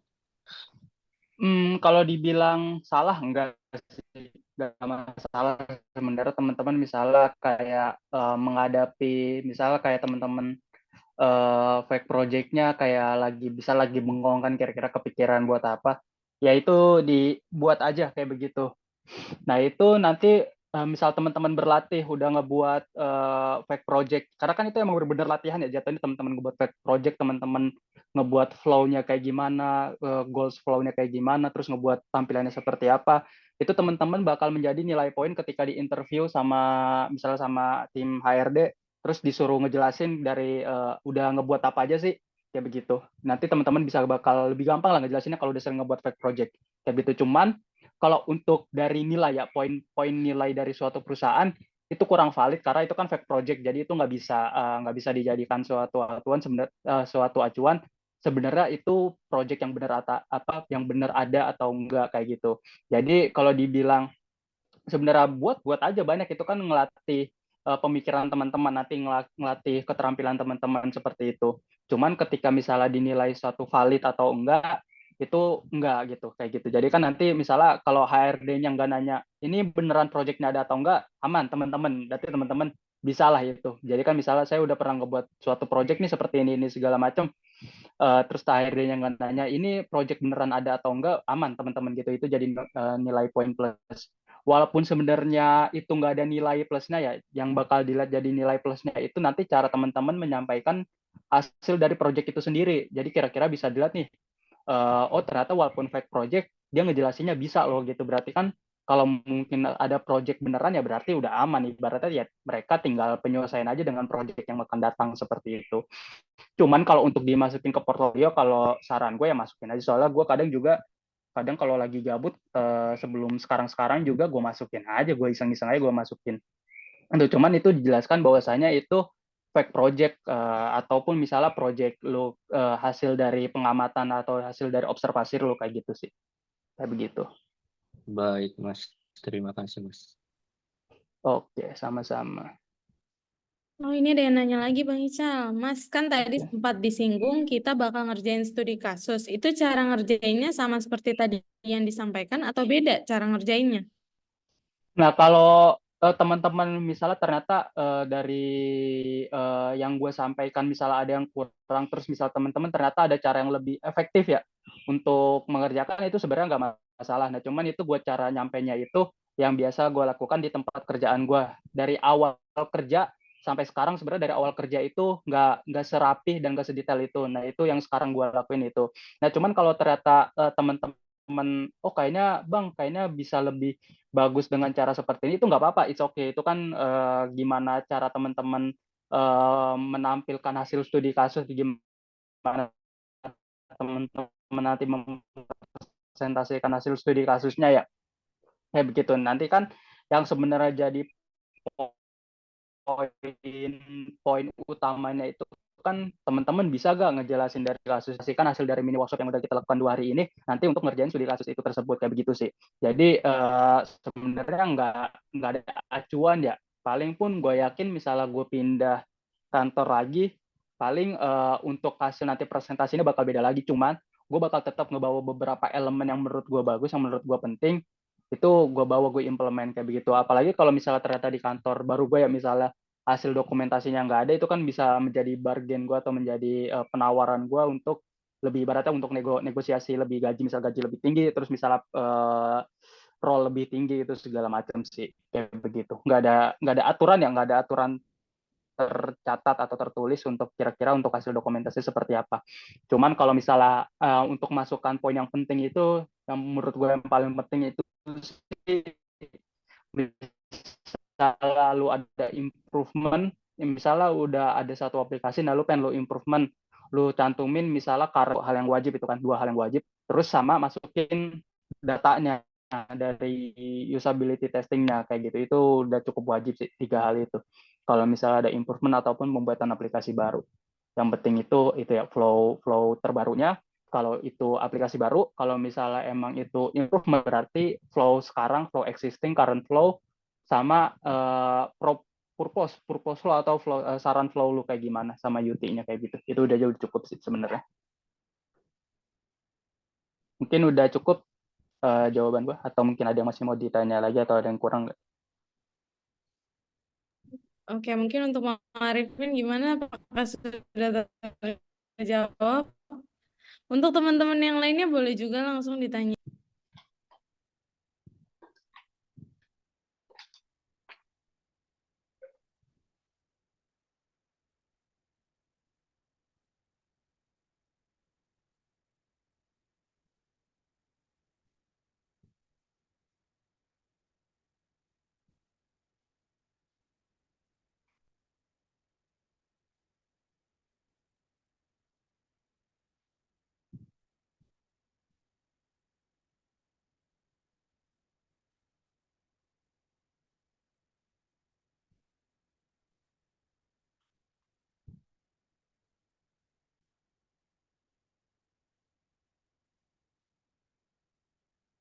Mungkin ada lagi nggak kira-kira yang ingin ditanyakan?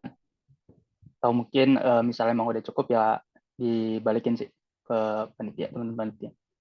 Ini ada lagi.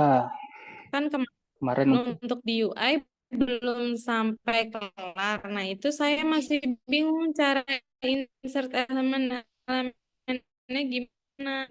Nah, oke. Kalau untuk insert elemen itu kemarin tugasnya di Reja ya. Ya, gue kemarin sih sempat melihat. Nah itu kalau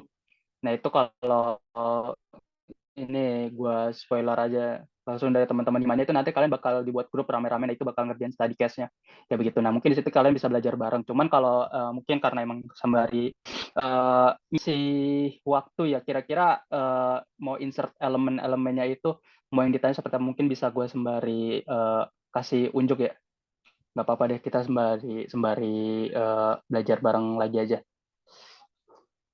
Sebentar gue sharing.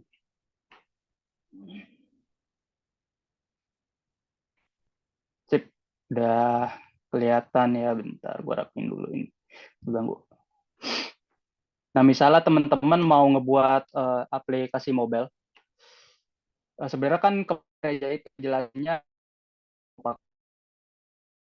apa aja nih, ada iPhone 14, 15 Pro Max segala macam. Nah kalau gue biasanya itu pakai ini Android large ataupun small kayak begitu. Nah ini ada alasannya sih, ada alasannya itu berhubungan sama desain sistem jatuhnya kayak begitu. Nah ini mungkin gue langsung kayak ngebuat apa ya enaknya ya, misal kayak tadi bentar gue mikir dulu enaknya kita ngebuat apa ya. Mungkin dari teman-teman ada yang propose misalnya ngebuat halaman homepage apa segala macam biar enak gitu kita ngemasukinnya, ataupun misalnya kita ini udah ngambil dari contoh dari Google aja ya. Sebentar gue nyari dulu contohnya.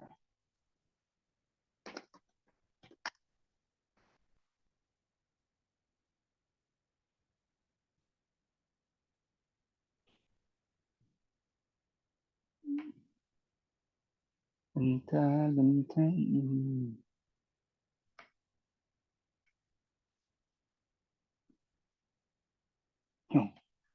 Buram banget. Bentar, nggak apa sih, kelihatan.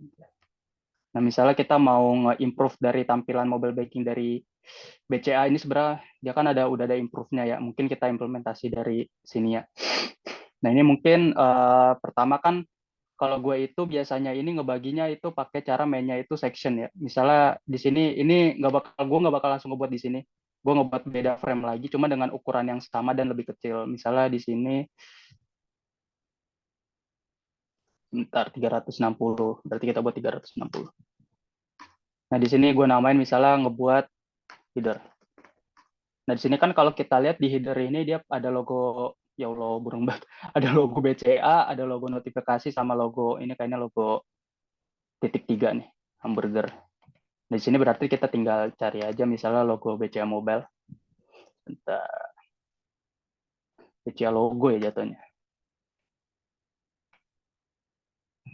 Tinggal cari teman-teman, terus tinggal copy, pastiin PNG ya, biar nggak ini, biar transparan. Kalau gue biasanya begini sih biar rapih jatuhnya, kayak begitu.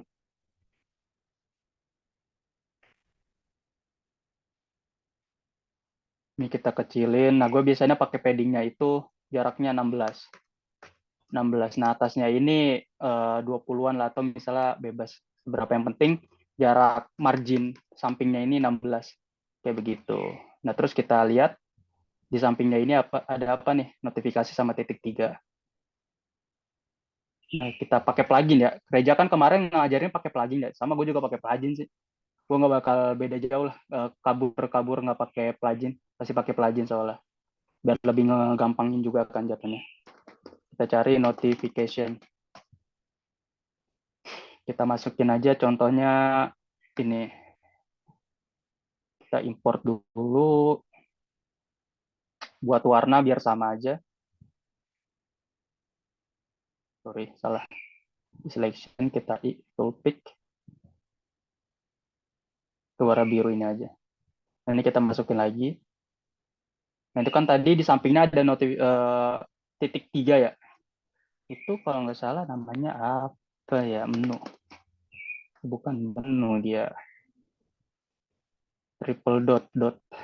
Coba sebentar, gue ada lupa titik 3 itu. Oh, option. Nah, bener kan option. Nah, ini kita masukin.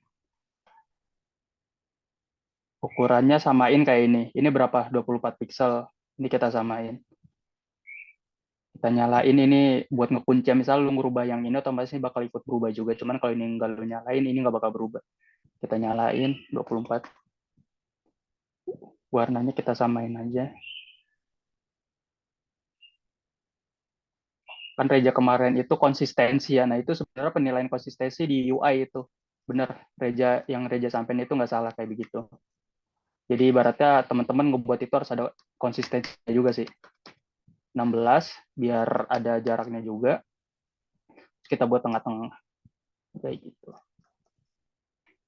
Ini udah jadi header nih, kayak begini nih. Udah tinggal masukin. Nah, jadi kalau teman-teman mau ngerubah itu, ya tinggal tarik aja ini. Nah, tarik. Udah kayak begini aja. Kayak gitu. Jadi nggak bakal rapi. Nah, atau enggak ada nama caranya ini tool ya, life hack. Nih, sebentar gue buat lagi frame-nya. Ini kita ngebuat selanjutnya ini ya. Ini namanya session card.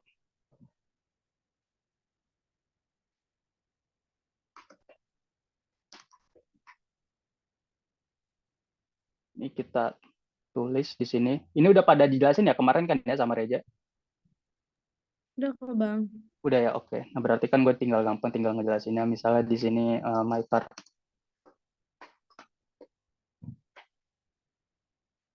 Ini kita pakai biar nggak terlalu hitam banget. Kasih 16. Konsisten, ingat 16. Nah, biasanya kalau ke atas ini sama sih kelipatannya itu biasanya kelipatan 2, 4, terus 8, 16, 24, kayak gitu tuh biasanya. Nah, itu nanti itu berhubungan sama ada namanya design system. Ada itu nanti itu di expert banget di UI kayak gitu, design system. Nanti mungkin sembari gue kasih contoh juga ya design system itu kayak gimana contohnya. Ya begitu. Nah, terus ini aduh gambar ATM-nya kita buat contohnya aja lah ya. 16 kita buat lagi 17 kurang berarti. Ini kita kasih rounded biar nggak begitu kotak. Terus warnanya kita buat sama kayak gini aja nih sebagai contoh aja. Terus jaraknya itu kelipatan 16 lagi biar konsisten. Nah, terus jarak dari ini ke atas ini kita buat 16 lagi. Nah, terus kita buat lagi misalnya inilah list menunya ini nanti aja.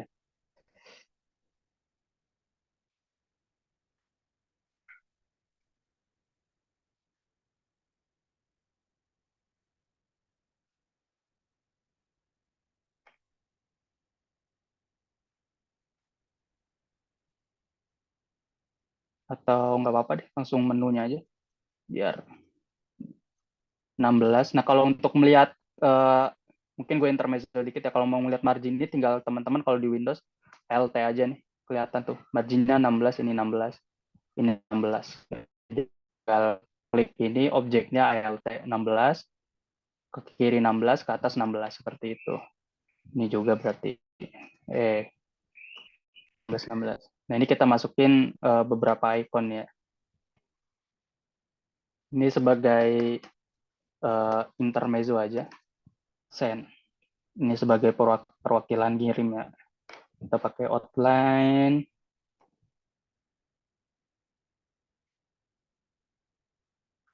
Warnanya sama, biru. Kita masukin ini, kita gedein lah. Kayaknya kalau 24 terlalu kecil, kita kasih 32. Jaraknya 16. Atau enggak misalnya kalau menurut teman-teman, aduh ini kayaknya kedempetan dah. Kasih lagi aja berarti 24. Nah, begitu.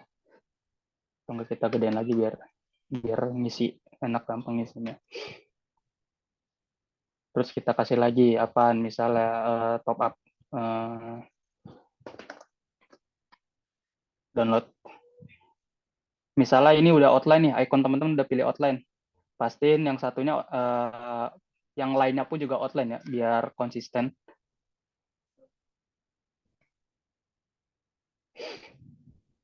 Puluh.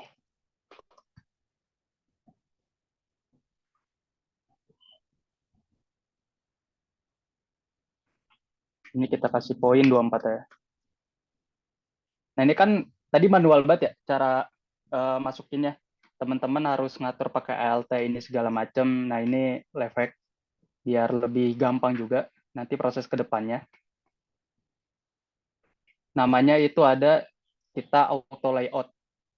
Itu dia kalau di klik kanan kayaknya nggak ada di sini. Gue biasanya pakai shortcut itu shift sambil A.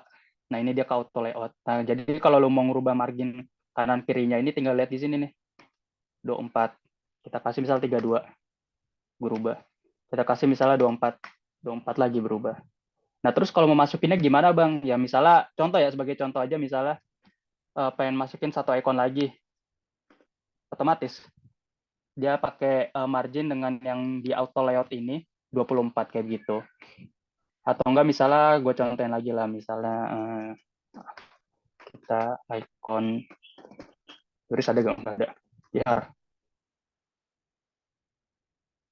outline, kita cari yang outline biar sama, biar sejajar. Nah ini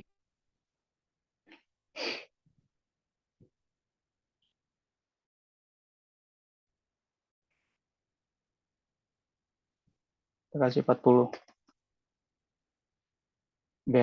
Geser, masukin ke sini. Jadi namanya auto layout ya, kayak begitu. Nah, ini sebagai contoh aja sih ini. Sebagai contoh aja biar nggak terlalu makan banget waktu teman-teman. Jadi kalau gue cara mainnya itu kayak gitu. Misal kita mau ngebuat satu aplikasi hari ini, teman-teman bisa kategorin dulu ya, misalnya di header, terus di section card, di section icon, di section list. Nah itu bisa nih. Jadi dibuat kayak begini. Misal di sini section menu icon. Jadi kalau ngerubah itu teman-teman nggak bakal ngerubah semuanya. Jadi tinggal tarik aja kayak begitu.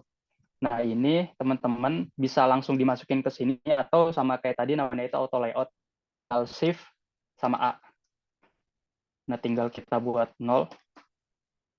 Udah gabung jadi satu. Misal di sini halaman homepage.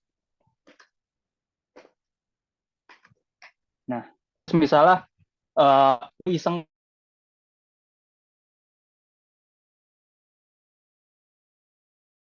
kan, sepertinya icon ini kayaknya lebih bagus daripada my card, kita ganti ke atas, tinggal geser aja ke atas, udah kayak begitu. Terus ternyata jelek, kita ubah lagi ke bawah, tinggal geser ke bawah kayak begitu. Nah ini namanya auto layout ya. Ini buat teman-teman life hack biar ngebudahin kayak begitu. Sebenarnya ini udah masuk ke tahapan itu, masuk ke tahapan desain sistem sih pelajarannya kayak begitu. Cuman ini buat biar teman-teman gampang juga kan nanti ngerjain studi kasus.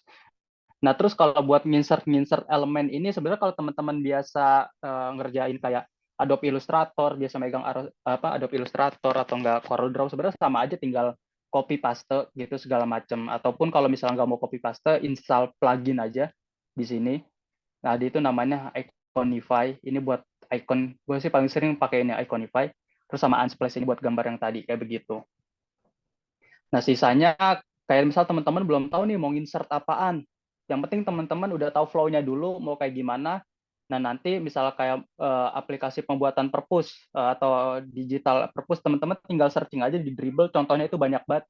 Nah, teman-teman tinggal copy paste itu, nah teman-teman tinggal modif sedikit. Tinggal teman-teman kira-kira improvement sedikit-sedikit lah, jangan sama banget kayak begitu. Jadi awal-awal seperti itu sih. Soalnya kayak gue juga awal-awal belajar nge-UI buat UI UX design itu kayak begitu. Gue ngelihat searching dulu contoh aplikasinya seperti apa. Nah, nanti tinggal gue improvement, tinggal gue modif kayak begitu.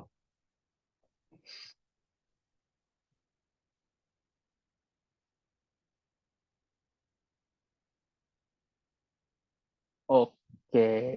Nah, kan karena study case-nya banyak ya. Study case-nya itu mungkin gue langsung contoh ngambil dari ini deh.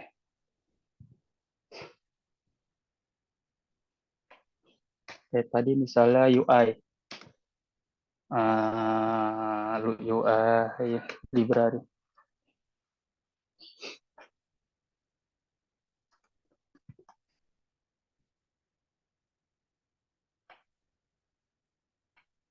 Oh, atau enggak Behance.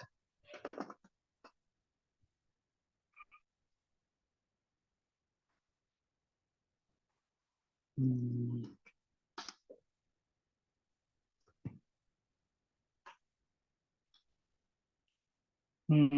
Ya library fitness. Oh, ini ada fitness.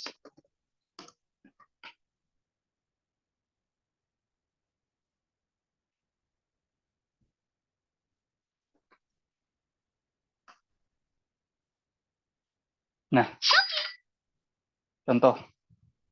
Ini kan udah ada nih. Copy aja terus dipaste di halaman yang tadi di patch mood board di Figma kita. Dipaste di sini. Ketika udah dipaste di sini, nanti teman-teman tinggal masukin, kita buat lagi patch ideation, dimasukin lagi, dibuat. Nah, nanti tinggal improve kira-kira sesuai dengan flow yang dibuat gak sih kayak gitu. Jadi ibaratnya teman-teman nge-improve itu masih sesuai dengan flow yang teman-teman udah buat kayak begitu sih. Untuk masukinnya sebenarnya gampang ya, tinggal pakai ini frame, ini buat masukin frame. Terus kalau misalnya mau ngebuat rectangle ada di sini, R rectangle tinggal dibuat. Terus atau misalnya shape-nya O, tinggal ketik keyboard O. Terus ataupun misalnya mau buat garis, tinggal ketik L kayak begitu. Nah, kenapa sebenarnya sama aja kan ngebuat dari AI sebenarnya pun juga bisa, cuman kenapa di Figma bisa kan karena emang prototype nih kayak gitu. Nah, jadi teman-teman itu juga butuh namanya itu mood board yang gue bilang tadi. Nah, mood board itu buat teman-teman ibaratnya pacuan dasar desainnya dulu sih, soalnya kan teman-teman bakal ngebuild dari nol nih, dari bawah, belum tahu aplikasinya yang mau dibuat atau study case yang mau dibuat. Ambil aja contoh dari Google ataupun dari Behance. Nanti teman-teman tinggal ikutin dulu UI-nya. Yang penting flow-nya itu berbeda, terus nanti UI-nya tinggal ngambil-ngambil lah dari lain gitu. Ibaratnya tinggal misalnya ngambil dari referensi 1, terus nanti ngambil dari referensi 2, kayak begitu. Soalnya pun awal-awal ketika gue terjun ke UI UX, pasti kayak begitu, ngambil referensinya dari mana aja gue ambil, nanti kayaknya kalau gue pakai implement ini kayaknya bisa deh kayak gitu. Jadi makanya gue bilang dari awal itu kayaknya susah kalau buat lu seorang UX designer ngebuat aplikasi yang nggak ada contoh ataupun nggak ada mood board kayak gitu sih paling. Biar ini kita mempersingkat waktu aja ya, paling kayak begitu. Atau nanti teman-teman coba di rumah ngebuat aja, menurut teman-teman bagus kan ya nggak apa-apa, ngebuat berdasarkan standar teman-teman dulu kayak gitu. Nanti kan untuk UX-nya nanti beda lagi, itu kan udah berdasarkan kelompok ya, kayak begitu. Mungkin udah jelas belum? Atau mungkin ada yang masih ingin ditanyakan untuk perihal masukin insert-insert kayak begini?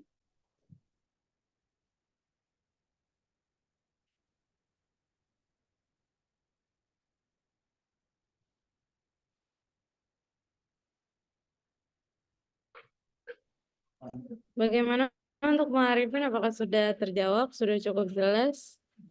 Buat teman-teman yang lain juga kalau semisal masih ada yang bingung, masih ada yang ingin ditanyakan, masih boleh untuk bertanya kok.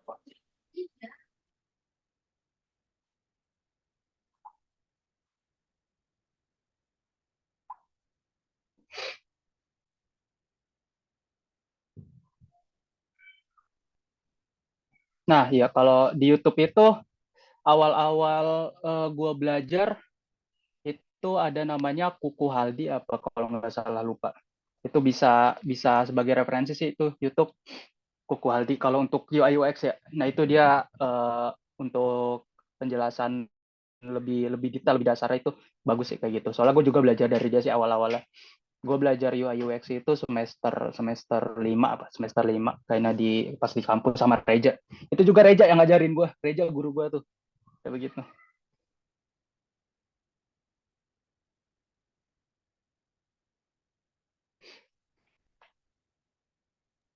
Oke, gimana buat teman-teman yang lain? Apakah masih ada yang ingin ditanyakan lagi?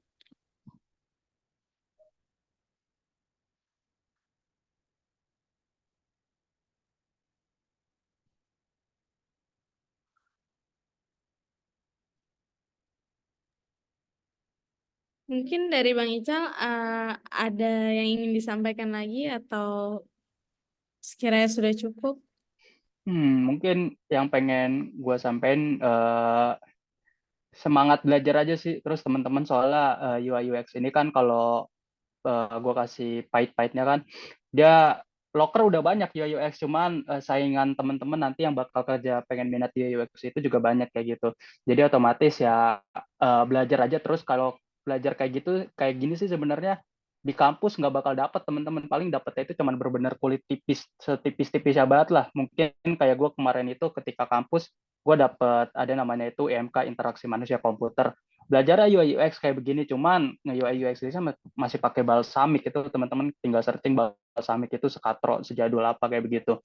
Nah untuk improvement kayak tadi kita belajar Figma, terus kita ngebelajar flow-nya segala macam, kita belajar UT-nya, itu gue belajarin semua dari luar, nggak dari kampus kayak gitu.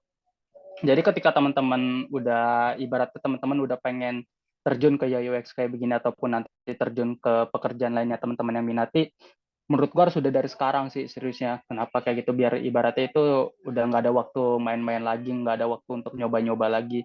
Jadi ketika teman-teman kelar skripsi atau lulus lah dari kampus, teman-teman udah ada tujuan mau kerja apa, mau kerja kayak gimana nanti, udah ada planningnya segala macam kayak gitu. Nah mungkin kalau saran gue untuk planning, ngebuatlah planning 135. Itu kira-kira teman-teman 1 tahun ke depan teman-teman mau kayak gimana nih, 3 tahun ke depan teman-teman mau seperti apa, dan 5 tahun ke depan teman-teman mau kayak gimana.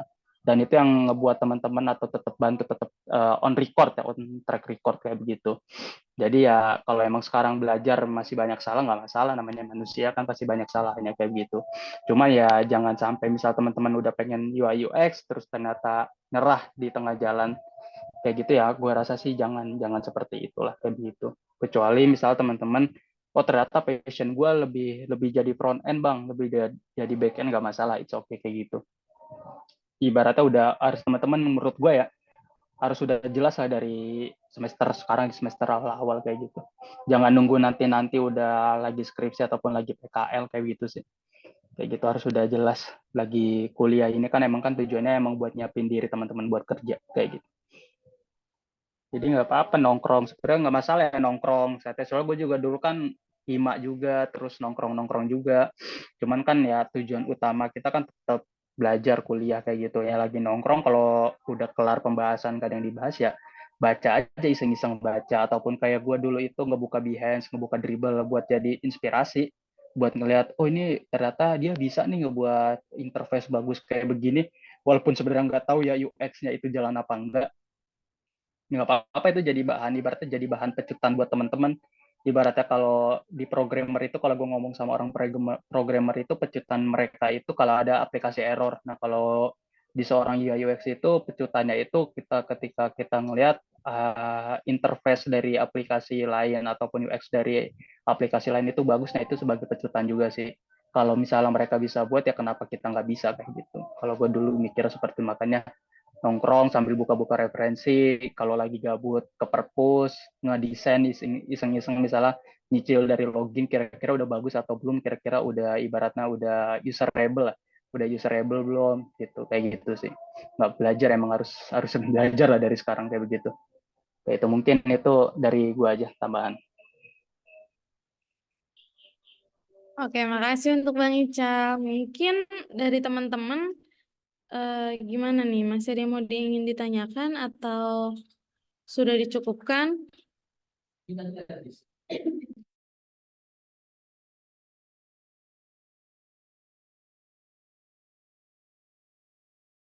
Oke, Bang Ical. Mungkin untuk sesi materi kali ini kita cukupkan bersama-sama.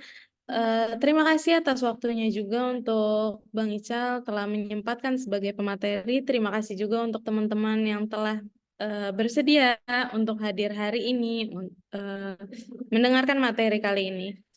Mungkin sebelum ditutupnya acara ini, ada yang ingin disampaikan oleh Ahmad Tajri.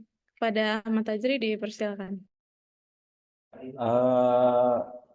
Sebelumnya makasih teman-teman yang udah pada join pada hari kedua ini. Gue pengen menyampaikan buat nanti eh, kita akan bareng-bareng ngerjain sebuah studi kasus. Untuk kelompoknya nanti udah gue bagi masing-masing, setiap satu kelompok 3 orang. Nanti kita kerjain bareng-bareng. Jadi ada masalah atau gimana, gue ikut kebantuin. Terus mungkin dari teman-teman yang lain juga akan ngebantuin semua kesulitan yang bakal nanti kalian dapatkan pas mengerjakan studi case nantinya. Nanti untuk studi case itu setelah kalian kerjakan, kalian akan presentasikan pada nanti pas kegiatan kita pas offline di tanggal 4 Mei. Nah, untuk kelompok yang presentasi dan apa ya, membuat tampilan yang bagus, dari kita akan ada reward mereka, dan mungkin kita akan bisa nyalurin kelompok terbaik ini ke sebuah perlombaan UI UX design. Mungkin dari teman-teman ada yang mau apa ya, menanyakan gimana, apa yang masih dibingungin. Mas, saya mau nanya, Mas. Itu kelompoknya Ya, ngacak kenapa? udah ditentukan dari HIMA atau milih sendiri?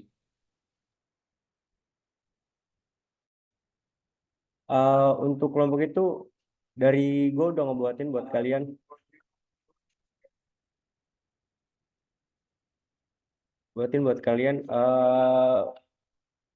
Gue campur cewek laki semuanya ada.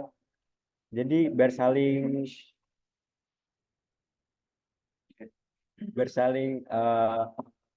bisa merasa apa ya, kompak gitulah. Oke, Mas. Baik, Mas. Terima kasih.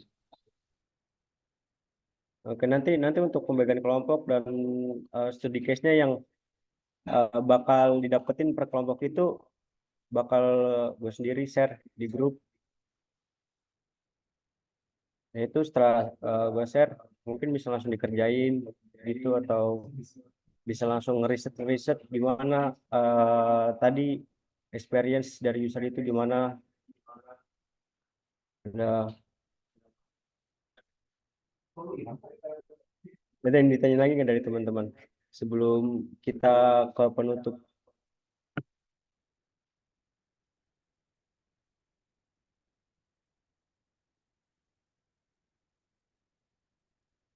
Mungkin sudah dicukupkan. Terima kasih kepada Ahmad Tajri. Terima kasih kepada Bang Muhammad Faisal juga yang telah mengisi hari ini. Sebelum kita mengakhiri sesi materi kali ini, izin untuk dokumentasi dulu ya Bang Ica. Untuk operator mungkin bisa dipersiapkan sesi dokumentasinya. Untuk teman-teman juga boleh langsung aja untuk on kamera, tunjukkan muka ganteng dan cantiknya. Operator siap ya.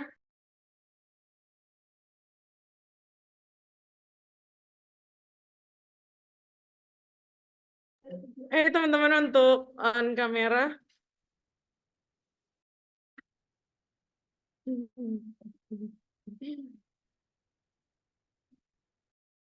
Operator siap ya.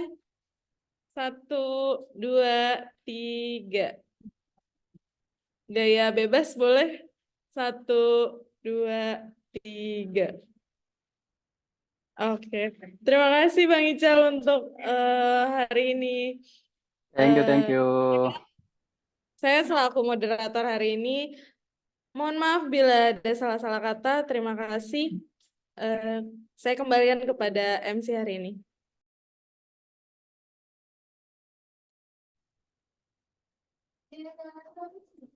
Pada moderator pemateri atas penyampaian materi, semoga bisa bermanfaat bagi kita semua. Agenda selanjutnya yaitu penutup. Tidak terasa saat ini kita sudah di penghujung acara. Kami selaku pembawa acara ingin mengucapkan terima kasih kepada peserta dan panitia yang sudah hadir dan berkontribusi dalam acara mini workshop Hima TI UHAMKA tahun 2024. Kami atas nama panitia meminta maaf apabila terdapat banyak kekurangan dalam acara hari ini. Akhir kata, marilah kita ucapkan hamdalah bersama-sama. Alhamdulillahirabbil alamin.